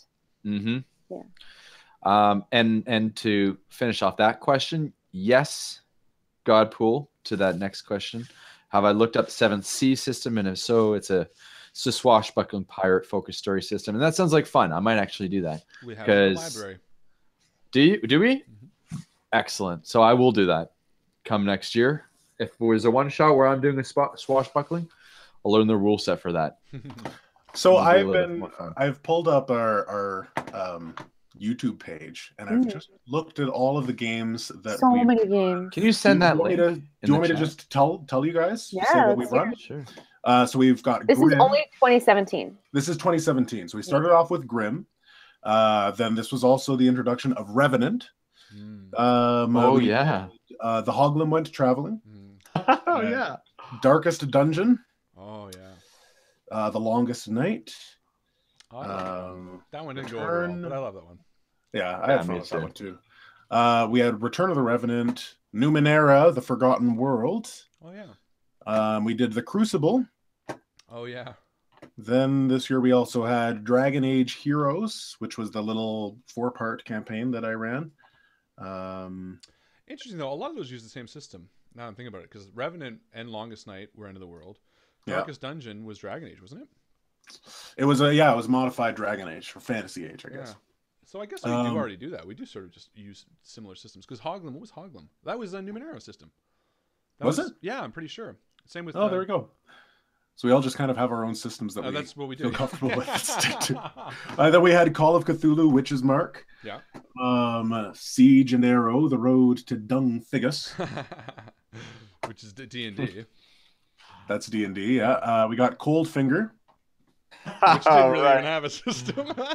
No system. That was a lot like tonight. Invictus original. Yeah. Swashbuckler's Life. Same thing. 3. The third with the awesome cartoon intro. Oh, yeah. Yeah, it's cool. We've got The Running Dead, End of the World, Zombie Apocalypse, The One True Master, which I believe is... That was Joe's first game. That was Joe's first game. Yeah. She was the one true master. So far, she has a good run of End of the World games. She's been on top at the end of both. Yeah, that's true. What was that last one? End of the World, Zombie Apocalypse? That's the one where you came in, Joe? The one true master. There's a Yeah, the Comic-Con. We got Feng Shui, Iron Storm, Diaspora, and Trapped in an Elevator with the Murderer. That was a good one. I think there's only a couple more. Then we got back into Grimm. We did Survivo El Tropico and Shadow One. And Call of Cthulhu, Scooby-Doo, Call of Cthulhu. Cute one-shots. And I think that's pretty much it. And then Fury of Father Christmas. Christmas. Right? That's crazy. Hoglum was this year. That's a lot of different kinds of games, a lot of different storylines, different characters, different systems. Mm-hmm. Yeah. And Terminator. Terminator RPG is on there too. Yeah. Right. Oh, good. Just round it out. It's hard to weed through these because some of them are like lots of games. Yeah. So We don't organize our I think I got them all. effectively. It's a lot of work. Nice. Thank you, Alex. Yeah. I'm going to post this in the Discord. I actually did already. Oh, well, there you go. Swashbucklers. Yeah, it's only been really after Feng Shui was good. Because Feng Shui, Diaspora, Trapped in an Elevator, El Tropico, those were all new systems. Yes, yeah, El Tropico. But everything before that, Darkest Dungeon, Longest Night, Revenant, Numenera, Hoglum. That Hoglum was so funny. Those are all systems we had already played. That's interesting. Modified though, right? You modified Darkest Dungeon, yeah. Yeah. Modified Long, but it's still the same rolling systems, which I think Yeah. works well. I You, like Mike. Next question is you, Mike. What's going Oh, on? really? Who can drink the most? No, it's definitely not me. I'm like the lightest weight Who could drink going. the most? Well, Mike, the bassist, I meant. I mean, who, Oh, okay. Because who it's would yeah, drink the it's definitely not most, me. and who could drink the most? Like depends Different on, question. Yeah, really, Varies. Because I don't know, I can drink pretty well, But you shouldn't. but you shouldn't. I may have missed it, but what brought Joe to Invictus Stream? What's the story? I need backstory. I think I missed it back when she joined. For another time. The mystery of Joe. We're gonna let it sink a little longer until The like mystery of just Joe. bursts, and then it's gonna be like, okay. You know how orcs are born in those like eggs, and then Urukai. Urukai. It's similar to that. So you'll wait. We'll do an origin story. I was by the way. birthed from the earth. They were into elves the once. mystery. David asked, "Do you ever do something in game just for the showmanship?" Never. That's why I'm here. What genre character are you really wanting to play? I am dying to play a Scottish dwarf. I'm playing one for our D&D campaign. Oh, really? Oh, yeah. Because I decide what I'm playing. But What are you playing? A dwarf as well? I've decided that I'm going to try this tiefling. If Amazing. that's allowed. Yeah, of course. What's your class? They're like, huh? What's your class? I don't know He yet. doesn't know that Okay. much. He just knows he wants to play a tiefling. You wanna Same be with like me. a- Tiefling are great. Demon-born type. Yeah. Yeah. Other than that, character I want to play. I want to play a kid. I never get to play one in Grimm. And a mouse. Yeah. I want to play mouse. Mouse would be cool. Yeah, I'm gonna play an mouse guy. otter. If You we, guys ever read Redwall? No. yeah, Is that the one with the Brian mice? Jacques. Yes. Yeah, Me and Justin were talking about this before. Brian Jacques really was a big part of my adolescence. A lot of stories about mice and otters and hares. Well, I'm in for that sort of shit. Oh, it's gonna be great. Is it Maybe gonna we be can. like Watership you could be Down a- level of. Oh yeah, it's like that shit. Ooh. Justin, maybe you could be an otter in our game. I would love to be an otter. They're like good vermin and bad vermin, essentially. Can I be a chipmunk? No, are there chipmunks in Redwall? There is now. Let him be a chipmunk. What's the real? It's just like It'll make a him so custom happy. skin. Yeah, totally. I would love to play a paladin. I really want to play the like super virtuous because I kind of tend towards like a lawful good type character anyway. But I really want to lean hard on that and with the smiting and with the oaths and everything. I feel like that'd be really fucking fun. And you, Joe, with the smiting. Yeah, exactly. I don't know, just really lean into it. And what about you, Mike? What would you want to play? I'm not gonna lie. I have looked over the last 3 years at running Mouse Guard several times because it intrigued me. I just have never got around to it because I've actually never read the stories. And as the lore is you know, I'm not much of a reader because I read a lot. I would probably, if it was, I would probably just do like some like simple farmhand that gets caught up in the action and just stumbles his way through. An ignorant farmer. An ignorant farmer. The rags to riches story. How dare you? An ignorant farmer? I'll never see it. That's probably where I would go with that. Just like the stumbling mouse, fish out of water sort of deal. I don't know what I'd want to be. Yeah, Justin, what do you want to be? You play pretty much everything anyway. I don't think you. Yeah, you really go for variety. You don't have an itch to scratch. I don't think. I don't. I think I'd like to play an animal with a character with an animal. I know I would. Like an animal companion. Yeah, like a ranger or something. Cool. Oh, cool. I know what I'd like to see you play personally. I don't know if I've said this on stream. I know when we did the charity event, I had mentioned my daughter Kara is one of my favorite role players. And I know I've talked to you guys about this, but honestly, I think Justin is one of my favorite role players. Because if you actually look at all the streams and all the different characters he's played, he really brings something to each character that's very individual. Yes, I even do different accents for each character on every stream. Yeah. It's wildly inconsistent. I'd agree with you, Mike. Justin's characters are always Justin. You're just a thoughtful person. They're always very unique. Oh, gosh, guys, you're making me true. You are. My shirt's turning red. Well, he is, and you always everything you say is very often thought out. You know, I think a lot. Yeah, which is some might say I overthink. Some would say, well, thanks, guys. Thanks a lot. Yeah, I'd love to do a character with a pet. I think that's the only thing that I'm like itching to do. I don't think. Oh well, I guess my character on Iron Storm had a mouse, but I didn't even know. I want you to play a dwarf. Yes, Harlan wants me to play a dwarf, but I just don't like dwarves. I know. That's why I want you to play one. They're typecast, and it's because Harlan doesn't like little people. No, Justin doesn't want to play. I'll play a dwarf who hates himself. I like little people. And just a self-loathing dwarf. Self-loathing dwarf. What is the? I've got so much fucking hair. I am horrible. Godpool asks, "What's the silliest thing each of you have done in any game, in your own opinion?" I'm gonna say run out to fight giants. Oh yeah, that was fucking good. I honestly was going by like I was honestly going by Joe's like I really want to get into combat, which he texted sort of like off, like you guys wouldn't see that on screen, but we saw it off. Like I don't know how to explain it because I'm fucking drunk. But I was like, obviously Joe wants to get in combat, so I'll rush in. And that was I did not say, "Hey, Michael, go fight those giants." No, you did not. Was that Grim? I'm really excited to do combat. Can we move the action along? And you're like, action, hey? Yeah, that's right. And so that was probably the stupidest thing I've done. Good. I don't know me, but I know Alex at least. Fuck. There's so many stories you've done. 2 times I can think about. And they're both when I play girls. Actually, anytime I play girls, it was in Terminator. I don't do it justice. Honestly, there's nothing wrong with women. I love women, but I do not play a good woman. It always sounds like I'm being overly misogynist. Anyways, exactly. But one was Sarah Connor in the Terminator. That was pretty funny. That was John. It's gonna feel pretty fucking bad. I think Chris went away from that just I was totally wondering, this is what you're picking for your silliest? Because I was gonna say when you were fucking sucking the dragon dick, which was like, well, the second and probably I think that you went into so much detail on how to suck a dragon dick. This was what game was that? Michael's campaign. Yeah.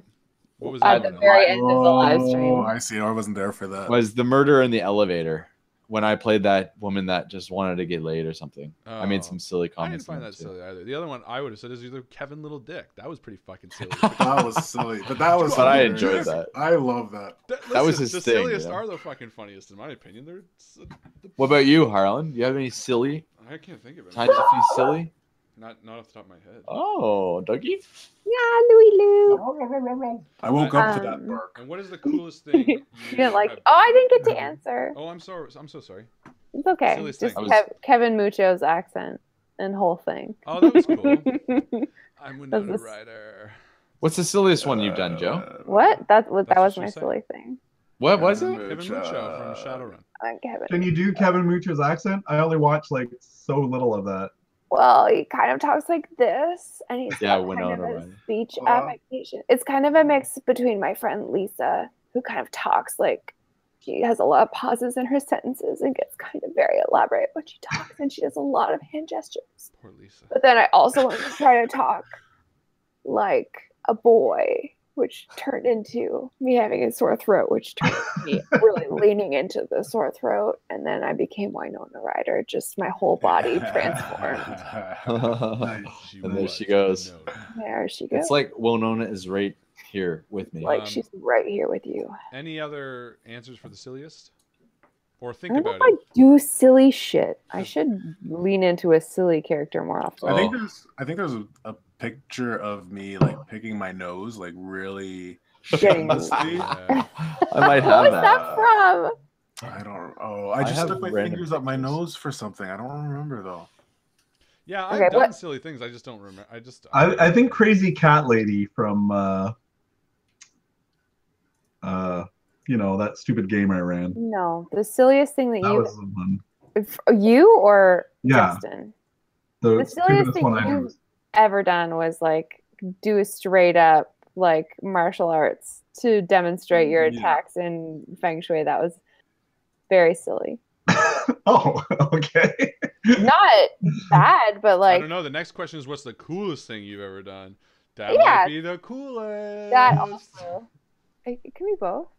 I would say not very many role players standing up from a table and go, "This is what it looks like." Right, I got you.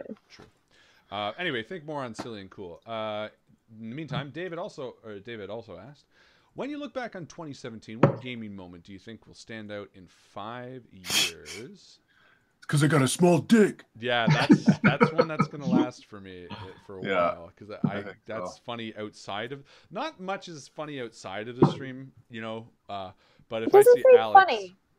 What's that? It doesn't say funny. What will stand out? No, but what I'm saying is because it's so funny, that will stay with me no matter what. Like, to me, that's one that I would remember on like a night in bed. I'll be like, to me, that's really You'll important. just cry. Yeah. What about you guys? Gaming moment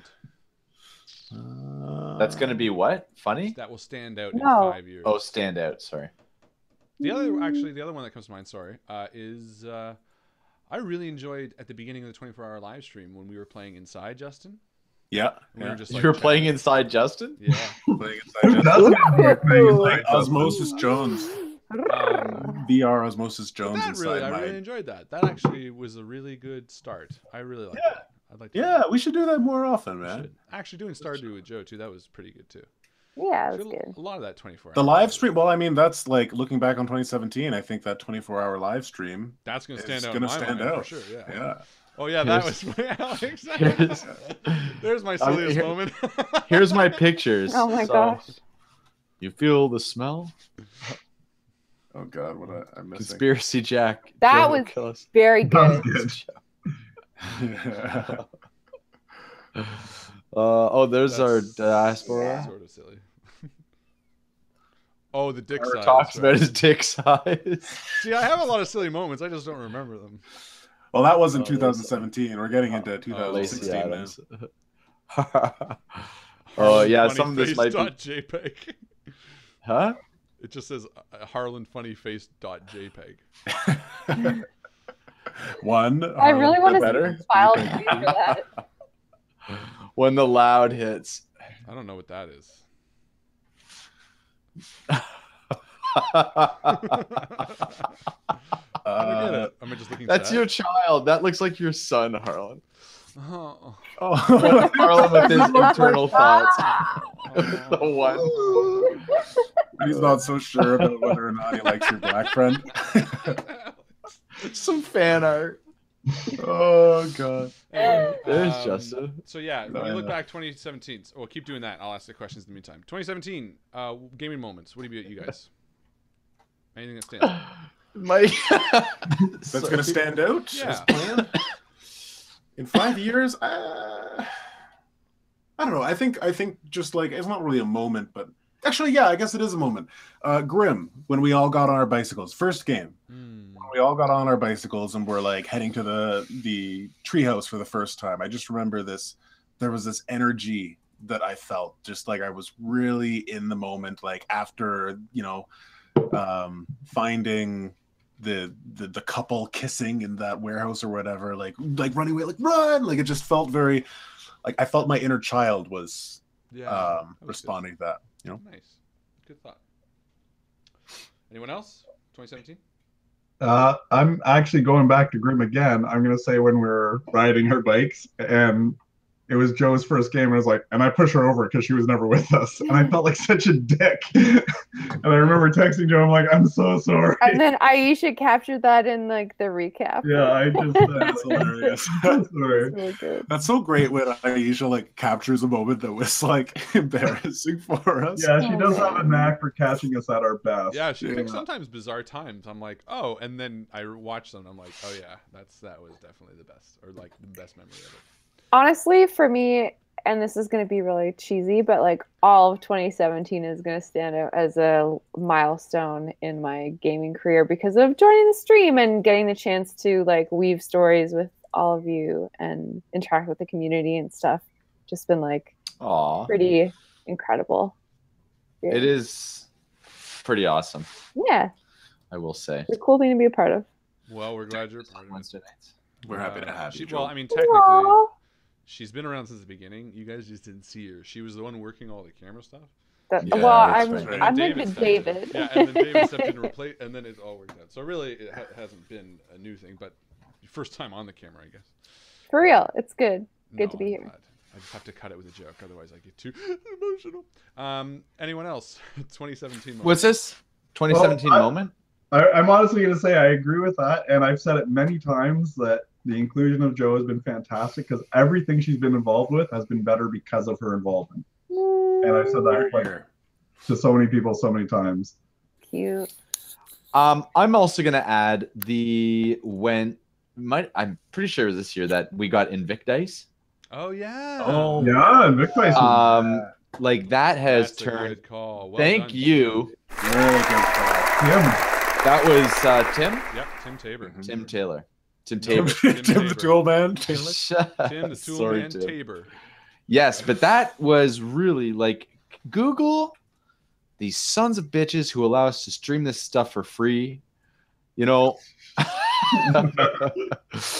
they took away our dice, man.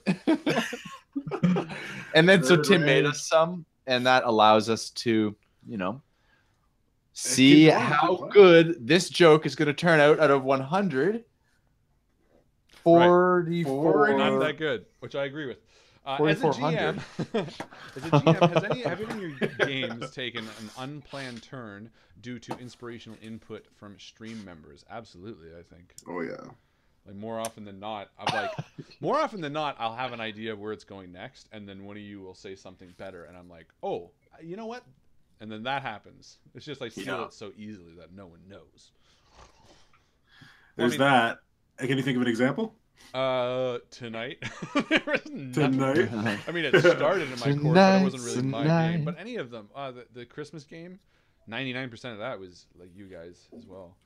Just like tonight, just spitballing ideas. Work. Yeah. What else? But you know what? I think the question is more towards something that is more planned than the one shots. Those are easy, obviously. Well, Grim too. I mean, Grim was written episode. I mean, Grim was. Yes, it was sandbox in a sense, but it was written after each episode. So like basically, whatever you did in episode 1 framed episode 2, framed episode 3, framed episode 4. So in a way it's different because it's not universally free and you make your way through it, but it is all affected by the decisions they make.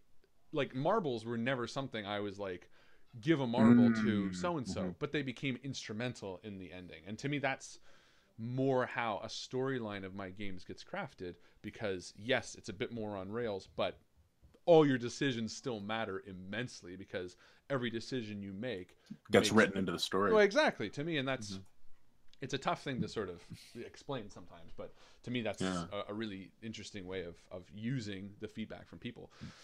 You know, Tam's character and all the kind of stuff. Like, one of the beautiful things about the whole ending of Grimm was that Tam started off by using that tree with something. She put stings in the tree, which was like, tree's the thing now. Like, it was all influenced by how you guys role played it.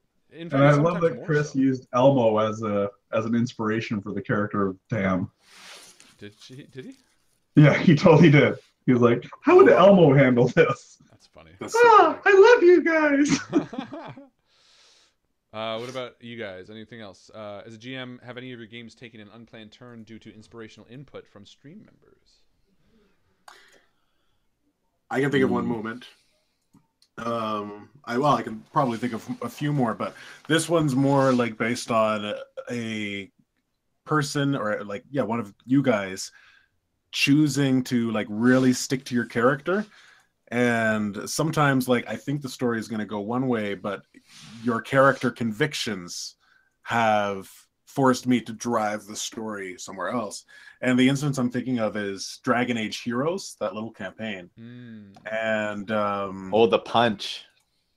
The punch? No, different one. Oh, sorry. Go on. Oh, I don't remember the punch. No, he's talking about Dragon Age the original, when I punched, or when Chris punched me. Oh no, not that punch.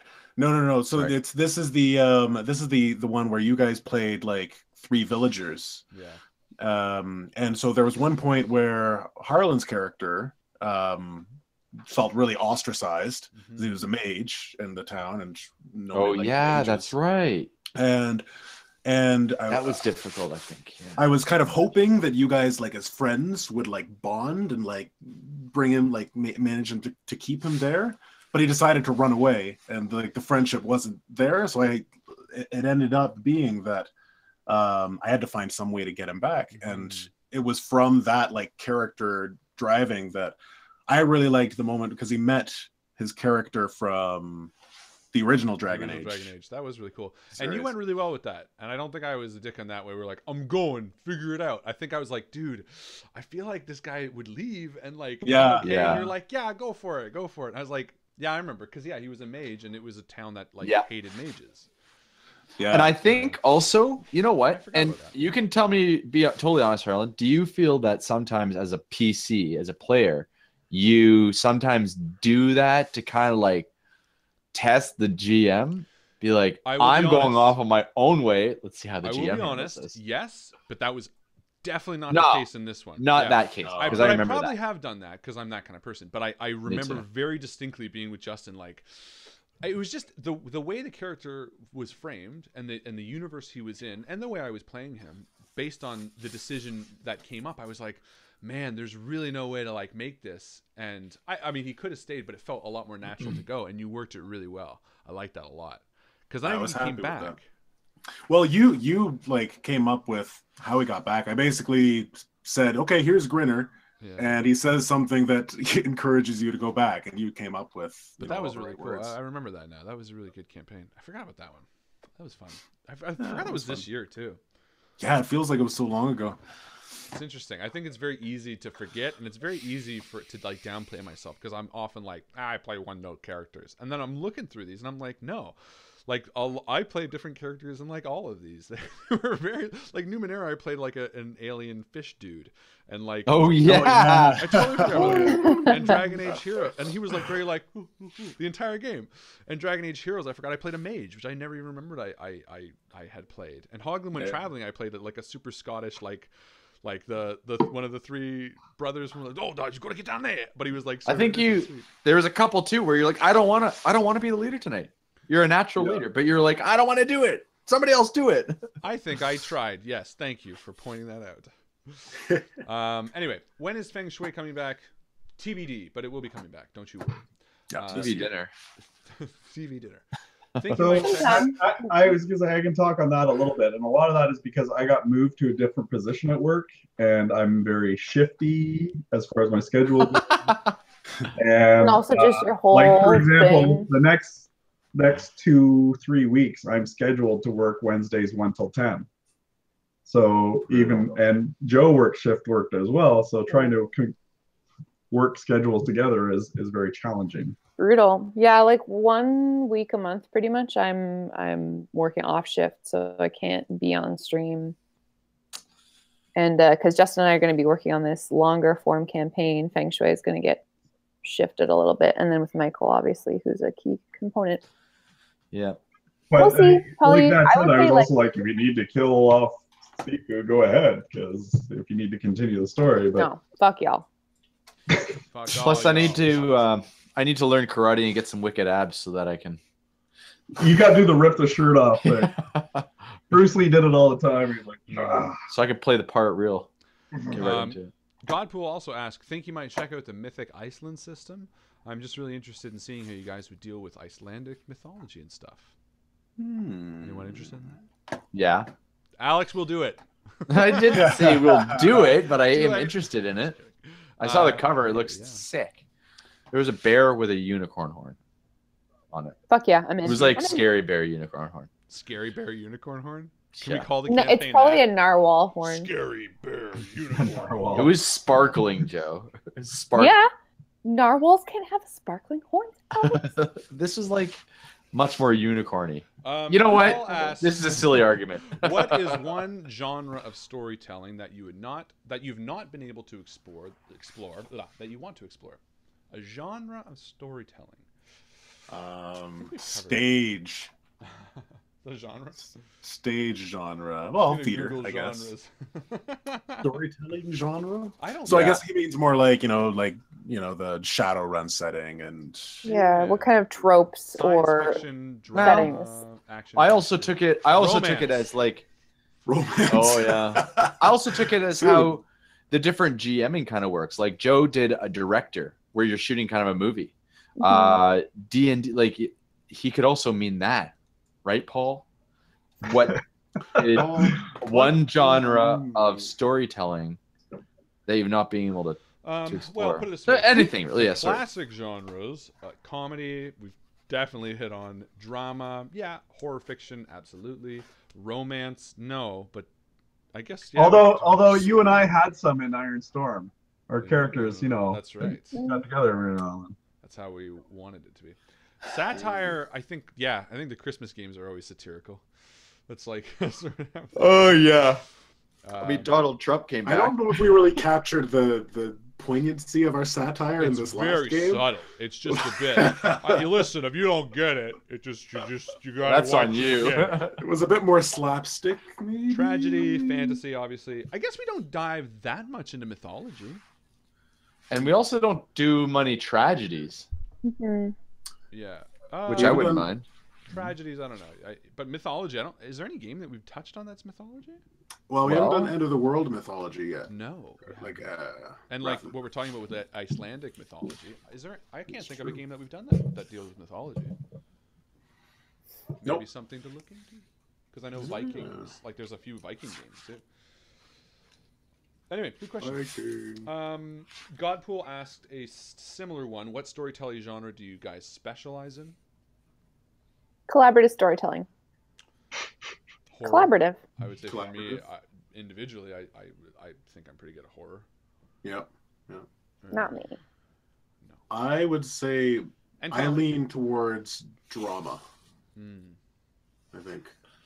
You actually, Justin, too. I always find your games have usually unique, like sort of, almost like mechanics in it. Like you usually have some sort of like thing that you tackle. Like Darkest Dungeon had like the Stanley mechanic. Like the El Tropico had like the gathering and defending mechanic. Like you usually insert like a sort of sub mechanic into your games as well.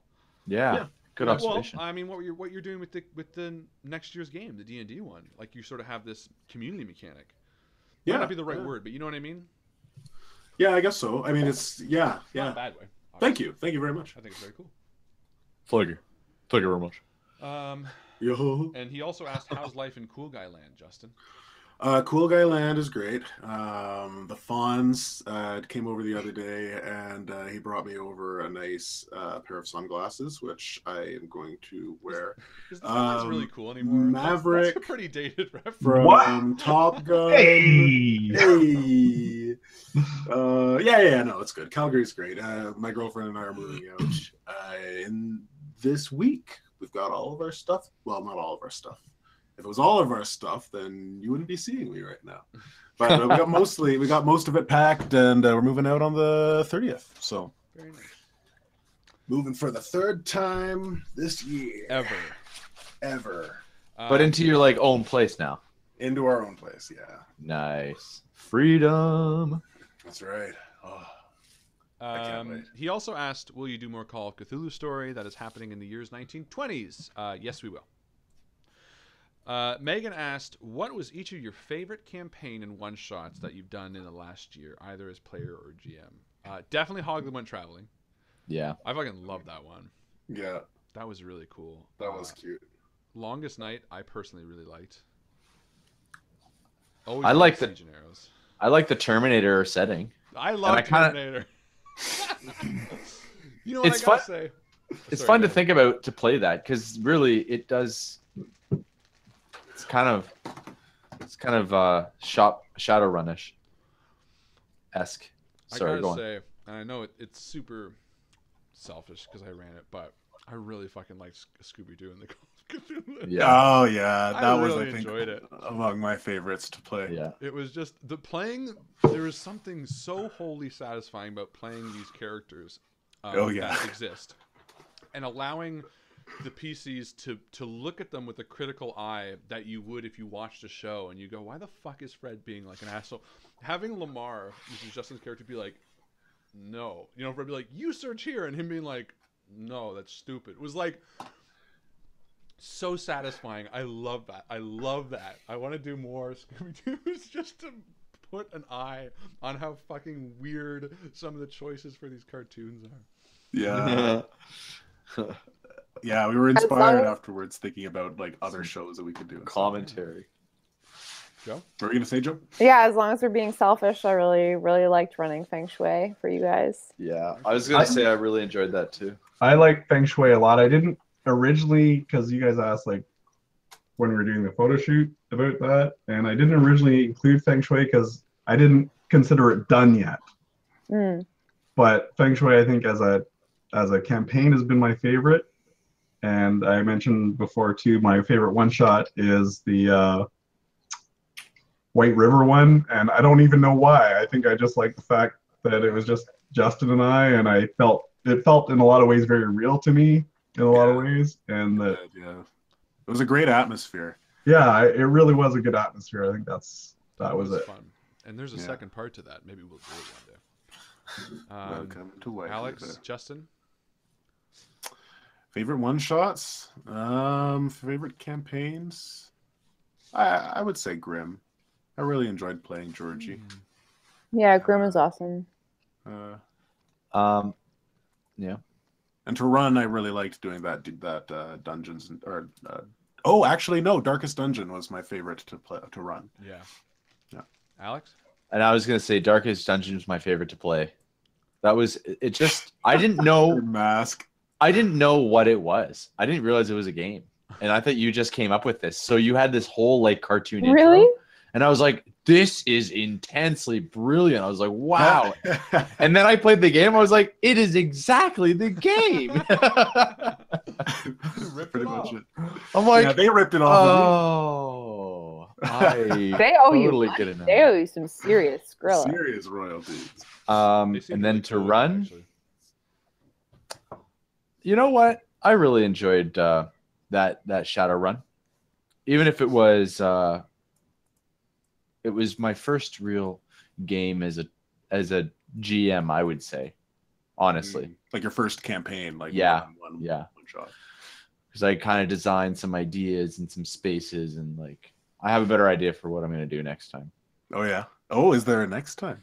Well, I meant as a GM, I have a much better idea about what I want to do. Yeah. If I I do totally another forgot. Shadowrun. Sorry, I did forgot. I was just reading the list and I missed it. But also Trapped in the Elevator with the Murderer.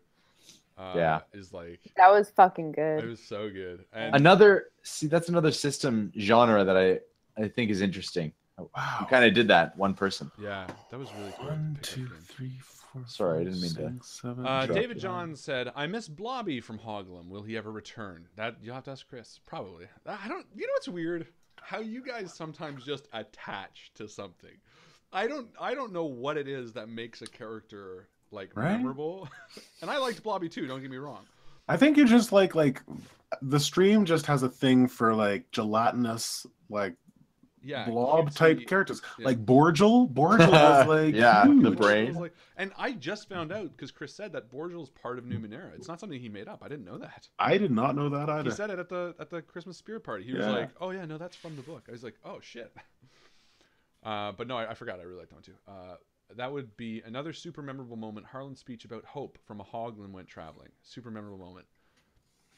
I don't remember it in the slightest. So obviously it's not. Actually, I'm gonna look that up because I don't really. Actually, you know what? Someone who cares more. Could you post it in the stream, please? Thank you. Someone who cares more. God, well, he wrote it, so he remembered. It would be insincere. Moving on. I just realized something though. I'm counting here. There's 22 different games that we've run this year. It's a lot. That's like it's a lot. very 22 different like stories. Like that's not even including like all of the different end of the worlds, the second darkest dungeon. Like that's crazy. That's like a new game every 2 weeks. Yeah. Wow, that's a lot. I didn't think about the math. Godpool asks, what editions of D&D have you guys played, and what is your favorite? And now the three of us will mute ourselves. Joe and Mike can have it. Yeah. What's yours, Michael? Well, I'm an old man, so I've played every edition going out there. I think if I was to play, my favorite edition is the 3.5 or the Pathfinder, because you have so much room, creativity as a player to make the character that you want. Pathfinder is not D&D. No, it came from that though. It is essentially 3.5. Yeah, it's built at a 3.5 for sure. Right. So that's what I'm saying is the 3.5 edition / Pathfinder is my favorite because of the ability to make the character that you really want. But lately I've only been playing 5th because I've been teaching a lot of people about the game, and it's by far the easiest one, I think, to grasp. Yeah, I'm not an old man, so I have not played. So I've not played all of the variety of editions that there are out there, but I do really like some Pathfinder when I'm playing with a table of people that are excited about rules insofar as they are made to describe a situation and not so much as like sitting down for league play, because I really don't like getting that gritty with people when I'm trying to play a game. I'd rather suss it out with them. I'd rather, when I'm GMing, throw it to the table and say, how do you think we should be playing this? And then I will be the final adjudicator on a rule set. But I don't know, man. It's a really big rule book. It's like 400 pages, kind of Shadowrun-y in that respect. This is 3.5 or Pathfinder. Oh, okay. Yeah, and that's what Godpool's saying is a lot of people call Pathfinder 3.75 because they took 3.5 and then... Not that it's moving towards 4th, but that it's like right off of 3.5. Because they really did take the weaknesses and figure them out. Sure. I prefer 5th because it's easier to get people excited about gaming, because it's easier to sit down and play with people who have never played an RPG before. I agree totally. And I think that it does all the things that it reasonably needs to do in order to be a functioning system without getting too finicky. It's fun to step into a world that you can describe a little bit better in terms of mechanics sometimes. But if you ask me to sit down and play an RPG, it's going to be 5th edition. And he also asked, "What would you try the Discworld GURPS system?" I played GURPS before. played GURPS. So I don't know anything about Discworld. I know it's very popular. Yeah, it's. I don't know. Like I'm looking at this list of 20 odd systems that we've done in the past year, and honestly, to me, I feel like why are we keeping on trying new systems apart from just variety and I guess entertaining the viewers when we could be specializing in a couple of select ones, getting really good at them, very knowledgeable, not having to like put ourselves up against the barrier of learning a whole new rule set, and then making occasional delves into things like Mouse Guard and yeah, I agree with that because then you can really focus on character in the game and let's see. Yeah. Well, to do that, asked, will we get longer games next year or more shorter games? And I think that sort of goes to that as well. So we'll be doing both. Yeah, we'll be doing a lot more longer games and probably a lot more shorter games too. Well, I mean, I would say more, but yeah. Yeah. Basically, I think the way I'm imagining it. So this D&D campaign is going to be an ongoing campaign. That's going to be like a full campaign, like just as the other ones that you've seen, but we're not going to put, you know, a 10-part limit on it. It's just going to keep going, and then it'll kind of fill the gaps between other systems that we decide to run. So there still will be 10-part campaigns of other systems. And then in between, we might go back to D&D for a couple of weeks, go back to our old characters and story. And then maybe we'll do a one-shot, you know, one for one particular day. But it's just going to be like the backdrop, so to speak, of Invictus games. Mm-hmm. I want us to have an ongoing campaign that is cool enough, that gets listeners motivated enough to be interested in our story, that we get some fan art. I want to see people's, like, I want to see character portraits. And when we keep like flipping the script all the time, people don't get attached to the folks that we are. Like, we saw a little bit of fan art from Rob for the Shadowrun campaign, which I thought was fucking awesome. And that's part of what spurred my idea, is like, how do we get the audience interested in these characters that we're playing? If you are an artist, would you do fan art for our characters? We'll have to find out. Next time on. Godpool also asked, who's your favorite character that you have played and that someone else has played? That's a great question. Great question. We've actually answered this. I think this is probably our most answered question, just in the various times we've done things like this. But it always changes because there's always new characters. Obviously, Alex's Kevin with the small dick is hands down my favorite character. Is it? I don't understand why it's so fucking funny. Because I don't it get came it. out of nowhere, and it was just perfect timing. The comedic timing of it was brilliant, and it just makes me laugh. I don't know. I think it was just one of those things. Listen, there's a lot of things I find funny that I can't explain, and I've said this many times that I don't know what it is about that. I don't know if it's just, it's not just. But a one-liner should not make a favorite character. It's not. I think it's that he is like he's satirizing these people, like these muscle building people. Yeah, And I think I've known a lot of those too. And like, I saw it. What's that? I saw it. Yeah, but I think it's not just the fact that it's like the one-liner. I think it's everything that built up to it, where he was like, "What? Getting angry and anger, and then erupting in like a like almost a revealing, like something that is so deep down inside himself. Something about that is just so funny to me. I'm gonna laugh if I keep thinking about it. That's mine. That's it. It's just good. Keep it up, Alex. Well, thank you. My favorite character that has been played that I've seen so far is Tam, for sure. I agree. That was gonna be my answer. Tam is so pure and so good, and Chris was so imaginative in his playing of her that I think that it's really hard for us sometimes to step outside the bounds of our own character. Like, how do you play someone who is smarter than you are as a person? Like, how do you play that ultra intelligent mage when you are a limited intelligence? It's very hard to like step beyond the bounds of who you are. Are you saying that Chris is limited intelligence? No, I'm saying he's playing someone who is so imaginative, and in order to be that, you have to like be even more imaginative. Exactly. No, Harlan.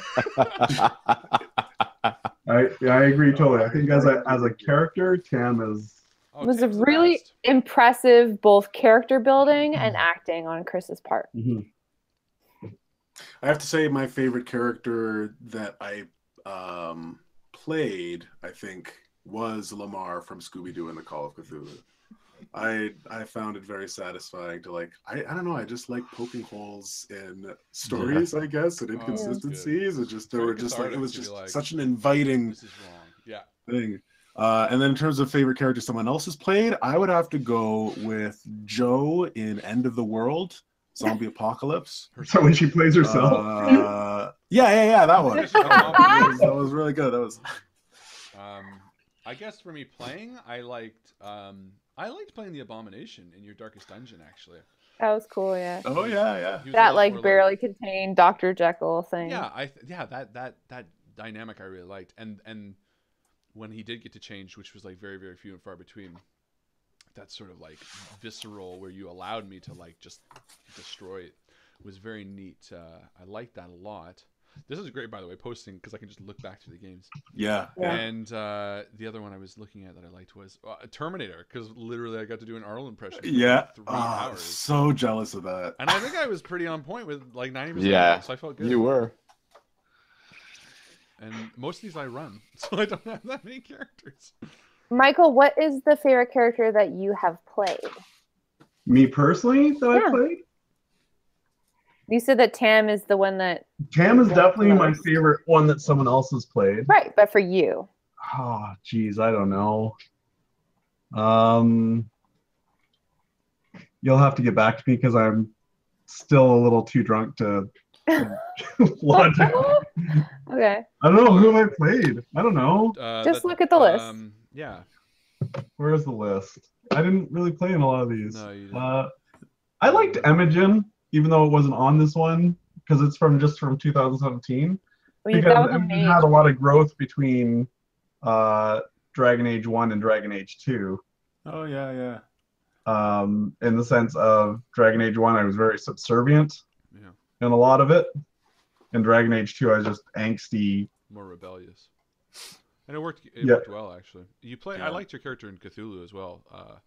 Strong or Stone or something? Yeah, I was gonna say the Witch's Mark. I also enjoyed that character. He was a good character. Can I read the next one? Go ahead, of course. With the exception of the community game already planned, which is what Justin and I were talking about earlier, is there anything else that you guys are planning on doing with the community?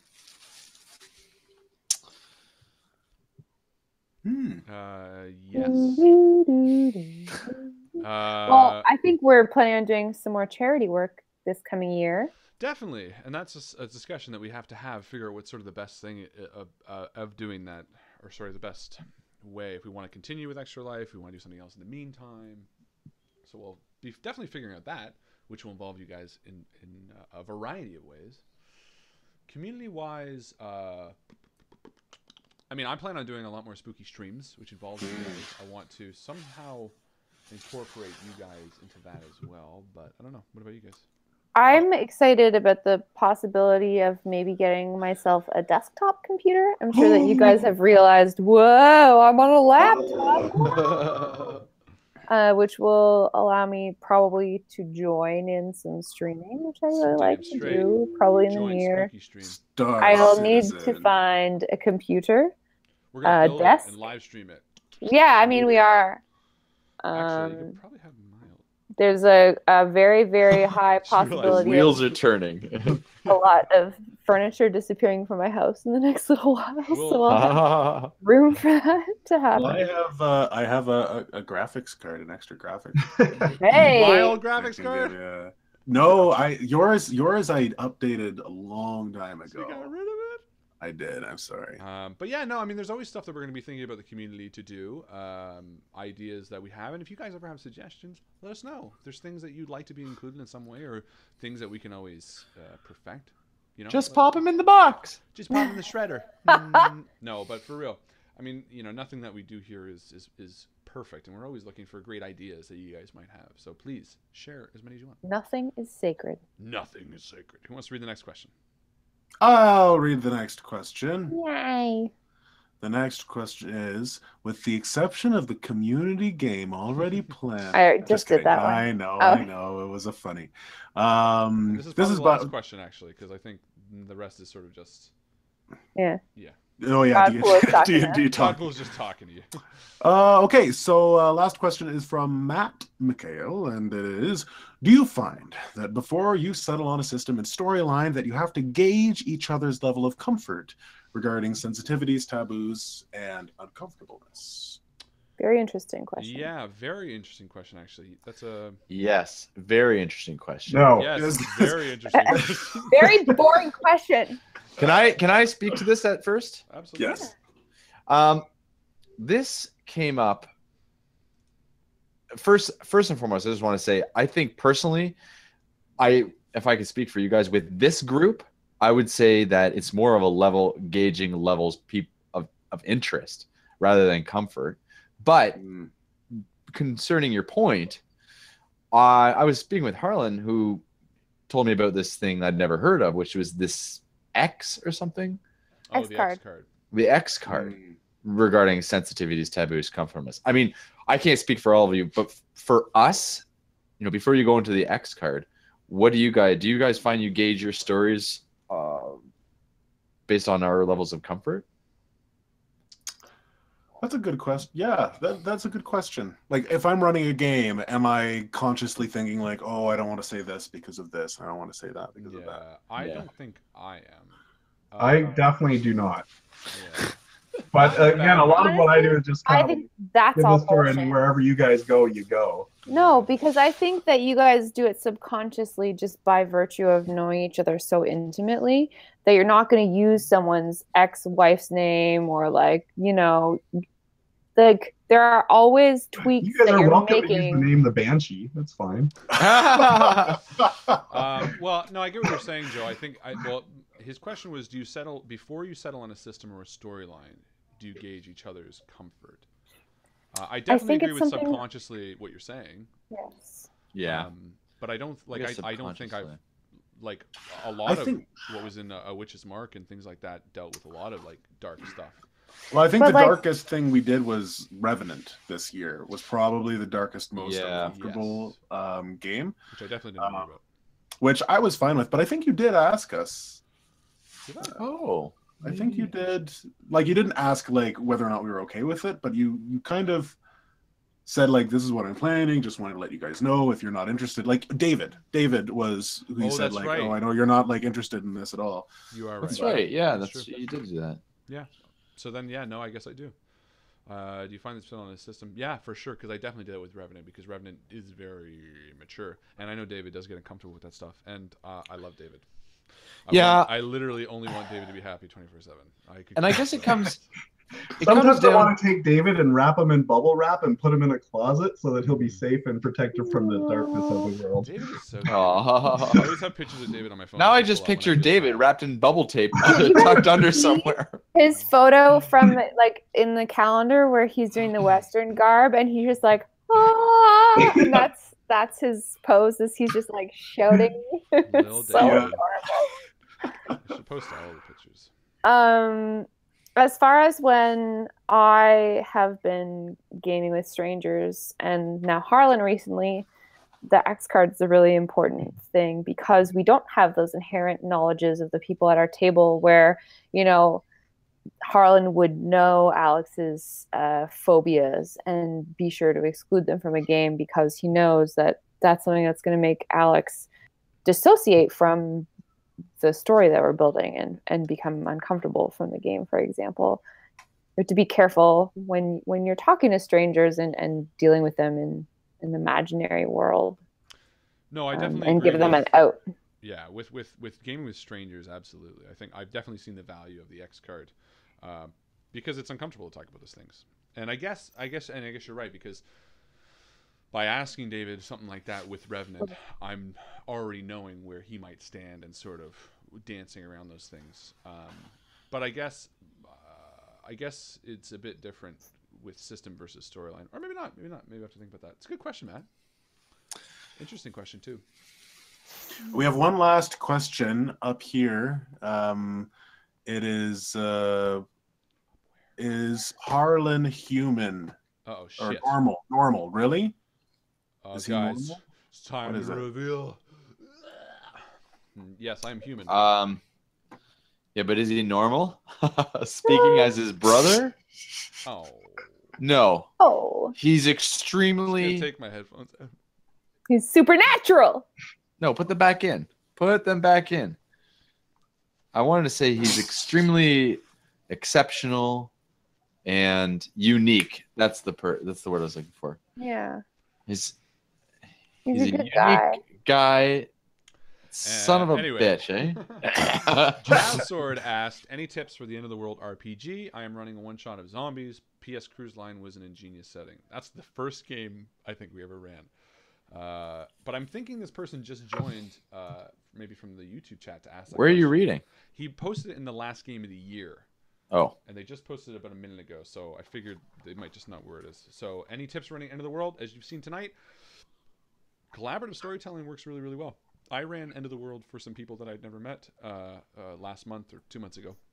And honestly, the best tip I can give, and this is a legit GMing tip for this game, the first and best way to make the players work through whatever you're going to throw at them is to make them friends. If they're already friends, all the better for it. If they're 4 people you've never met before, start off by talking about what they like and what their interests are. Absolutely. The game I ran with strangers, they left like still chatting, like they were hanging out, and they were like, "Oh yeah," and they actually came back the next month, and at least 3 of the 4 were still hanging out together, and they like met and they were talking, and they joined the second game that I'd run, which was Call of Cthulhu. How did you do that, Harlan? I'm sorry. How did you do it? Oh, you said yeah. Talk to them before the game. But yeah. So basically, what does that mean? Well, I was going to expand. Mm-hmm. I could talk forever, Joe. But getting them involved with like talking about their personal abilities in how you create a character in End of the World is like the best platform to do that. You literally have to write down what you're good at to make a character in End of the World, and it's like yourself. So it's the perfect opportunity. If someone gives themselves a logic of 4, you can be like, as the GM, be like, oh, why? And then they share the story, and you encourage them to say, no, tell everybody, like, what do you do, and why do you like that? And that just naturally makes people interested. So it takes a bit of stuff like that. But that's the only, I go on forever, but that's the one tip I will give. If you can make the people friends, everything else with End of the World is gravy, because then they naturally want to work together, and they naturally want to come to the same goal. Otherwise, and I have run it in a different sense, everyone goes their own way. They're all like, oh, well, I need to find my family, and I need to get my dog, and I need to get pretend their families are all somewhere else, and they're all safe, or else everyone's just going to fucking book it for home, and that's not a fun game. Yes, or if you're playing with Joe, it's the dog. Make sure the dog is safe, or...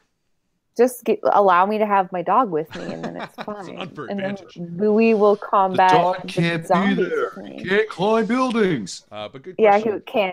He's a good climber. Just kidding. Also, Godpool asked, what did he say? Gonna go to some conventions? Question mark. Yes. Or maybe he was like yelling it. Gonna go to some convention. Actually, He did. I was gonna do that one in March, but I think I might have missed the sign up. That's too bad. Yeah, so weird. I mean, I'm running Breakout Con. I'm helping run Breakout Con. Mycl potentially is going to be running some Adventurers League for me. I have applied. For us. Harlan might be running some not Adventurers League, maybe some. What were you hoping to run? Whatever, man. I'm pretty good for anything. I can put. We'll talk about it later. Sure. But yeah, there's going to be like 52 like games of RPGs happening simultaneously.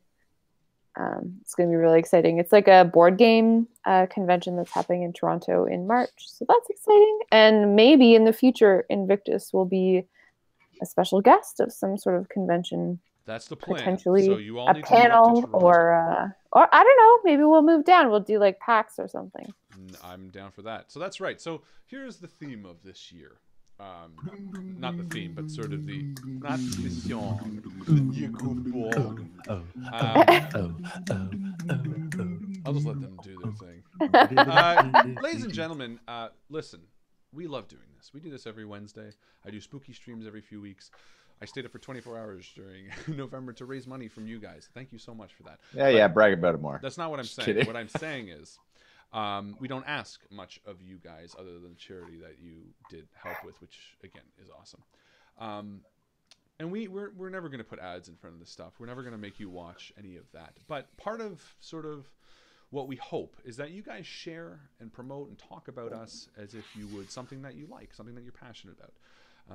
Because that's how we will grow. And we do want to grow. We do want to be able to have more and more people that we can answer more and more questions and talk to, and more and more. And I think people who've been around since the beginning know that the bigger we grow doesn't mean we lose this, doesn't mean we lose the ability to chat to you one-on-one. We will always have our favorites. Aisha, you will forever be there.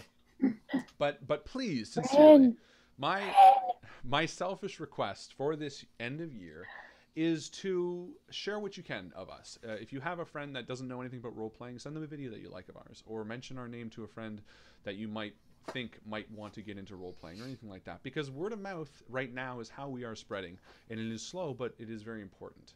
Sincerely, we don't ask very much for stuff like this. We always say try to like and subscribe, but you know we don't push that much for it. So if you enjoy us, please take a second and do try to all of you guys have like gaming tables. You gotta gather around once a week or once a month or however long with all of your people, and all you have to say is like, hey, I know a bunch of people who get together and they make a great product.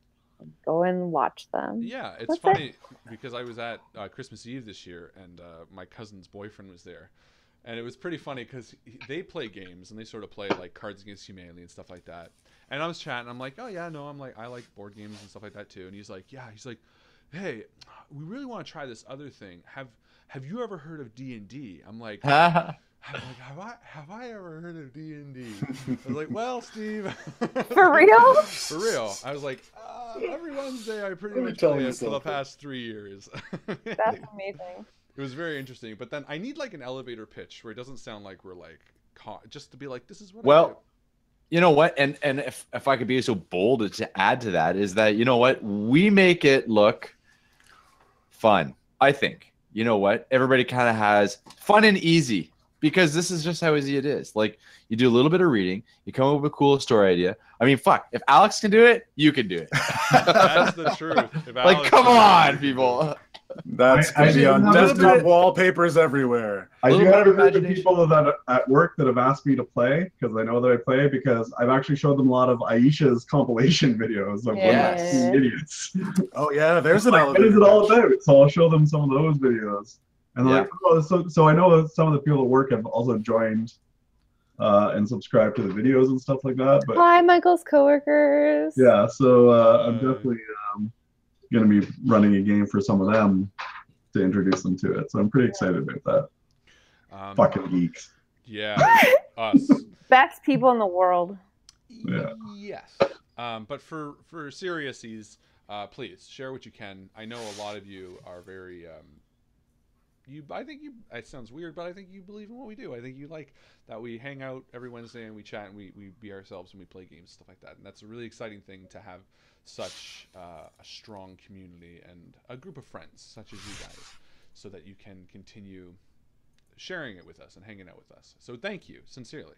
And I mean, that's really going to be the final note for tonight after, I mean, we're going to do everything else, but thank you guys. Thank you for everything that you do. None of this really would exist without you guys. I mean, the ability to come on a Wednesday night and play games will always exist, but to have a community such as loving and devoted and caring as you guys, that you can give us suggestions like you did tonight, and donate money like you did in November, and everything that you've done is immeasurable. And as someone who puts a lot of time into all this stuff, it is so rewarding to see the kind of people that you are, the kind of people that actually give a shit about things outside of this and yourselves, who share things to the page that are about charity, who, when they're going through tough times like Mike Kyle did earlier this year, could turn to the community and ask for help, who are having dark days like Dustin did earlier this year, can also look to the community and the group in our videos as a little bit of a beacon.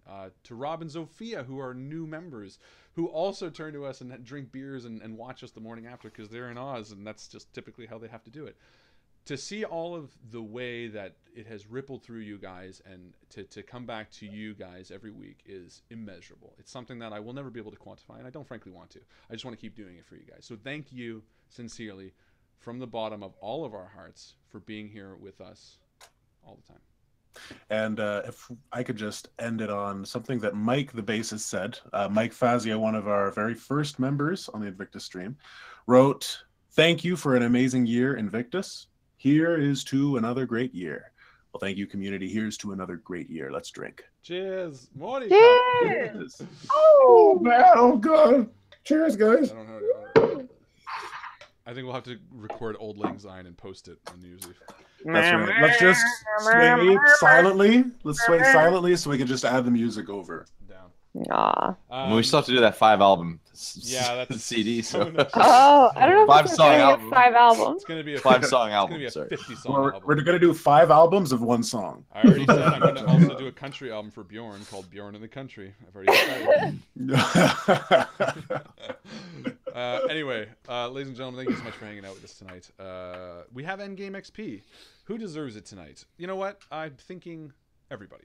Everybody will get Everyone. 1 XP tonight. Because That's a great. Good luck, Justin. Thanks, Santa. I Okay. have no idea how to use Excel to put It's gonna one be in easy. every Just column. add 1 to Yeah, everything. Yeah. Oh, So God. much easier than trying to find someone's name. All right, everybody. So thank you guys again. Have a fantastic night. I wish Chris was here to say his final send-off, but let us throw it to my brother Alex, who has been the silliest character this year. As my brother Alex always likes to say, Happy New Year. We make shit up. we make shit up, guys. Good night. Thank you. Or did you want me to say?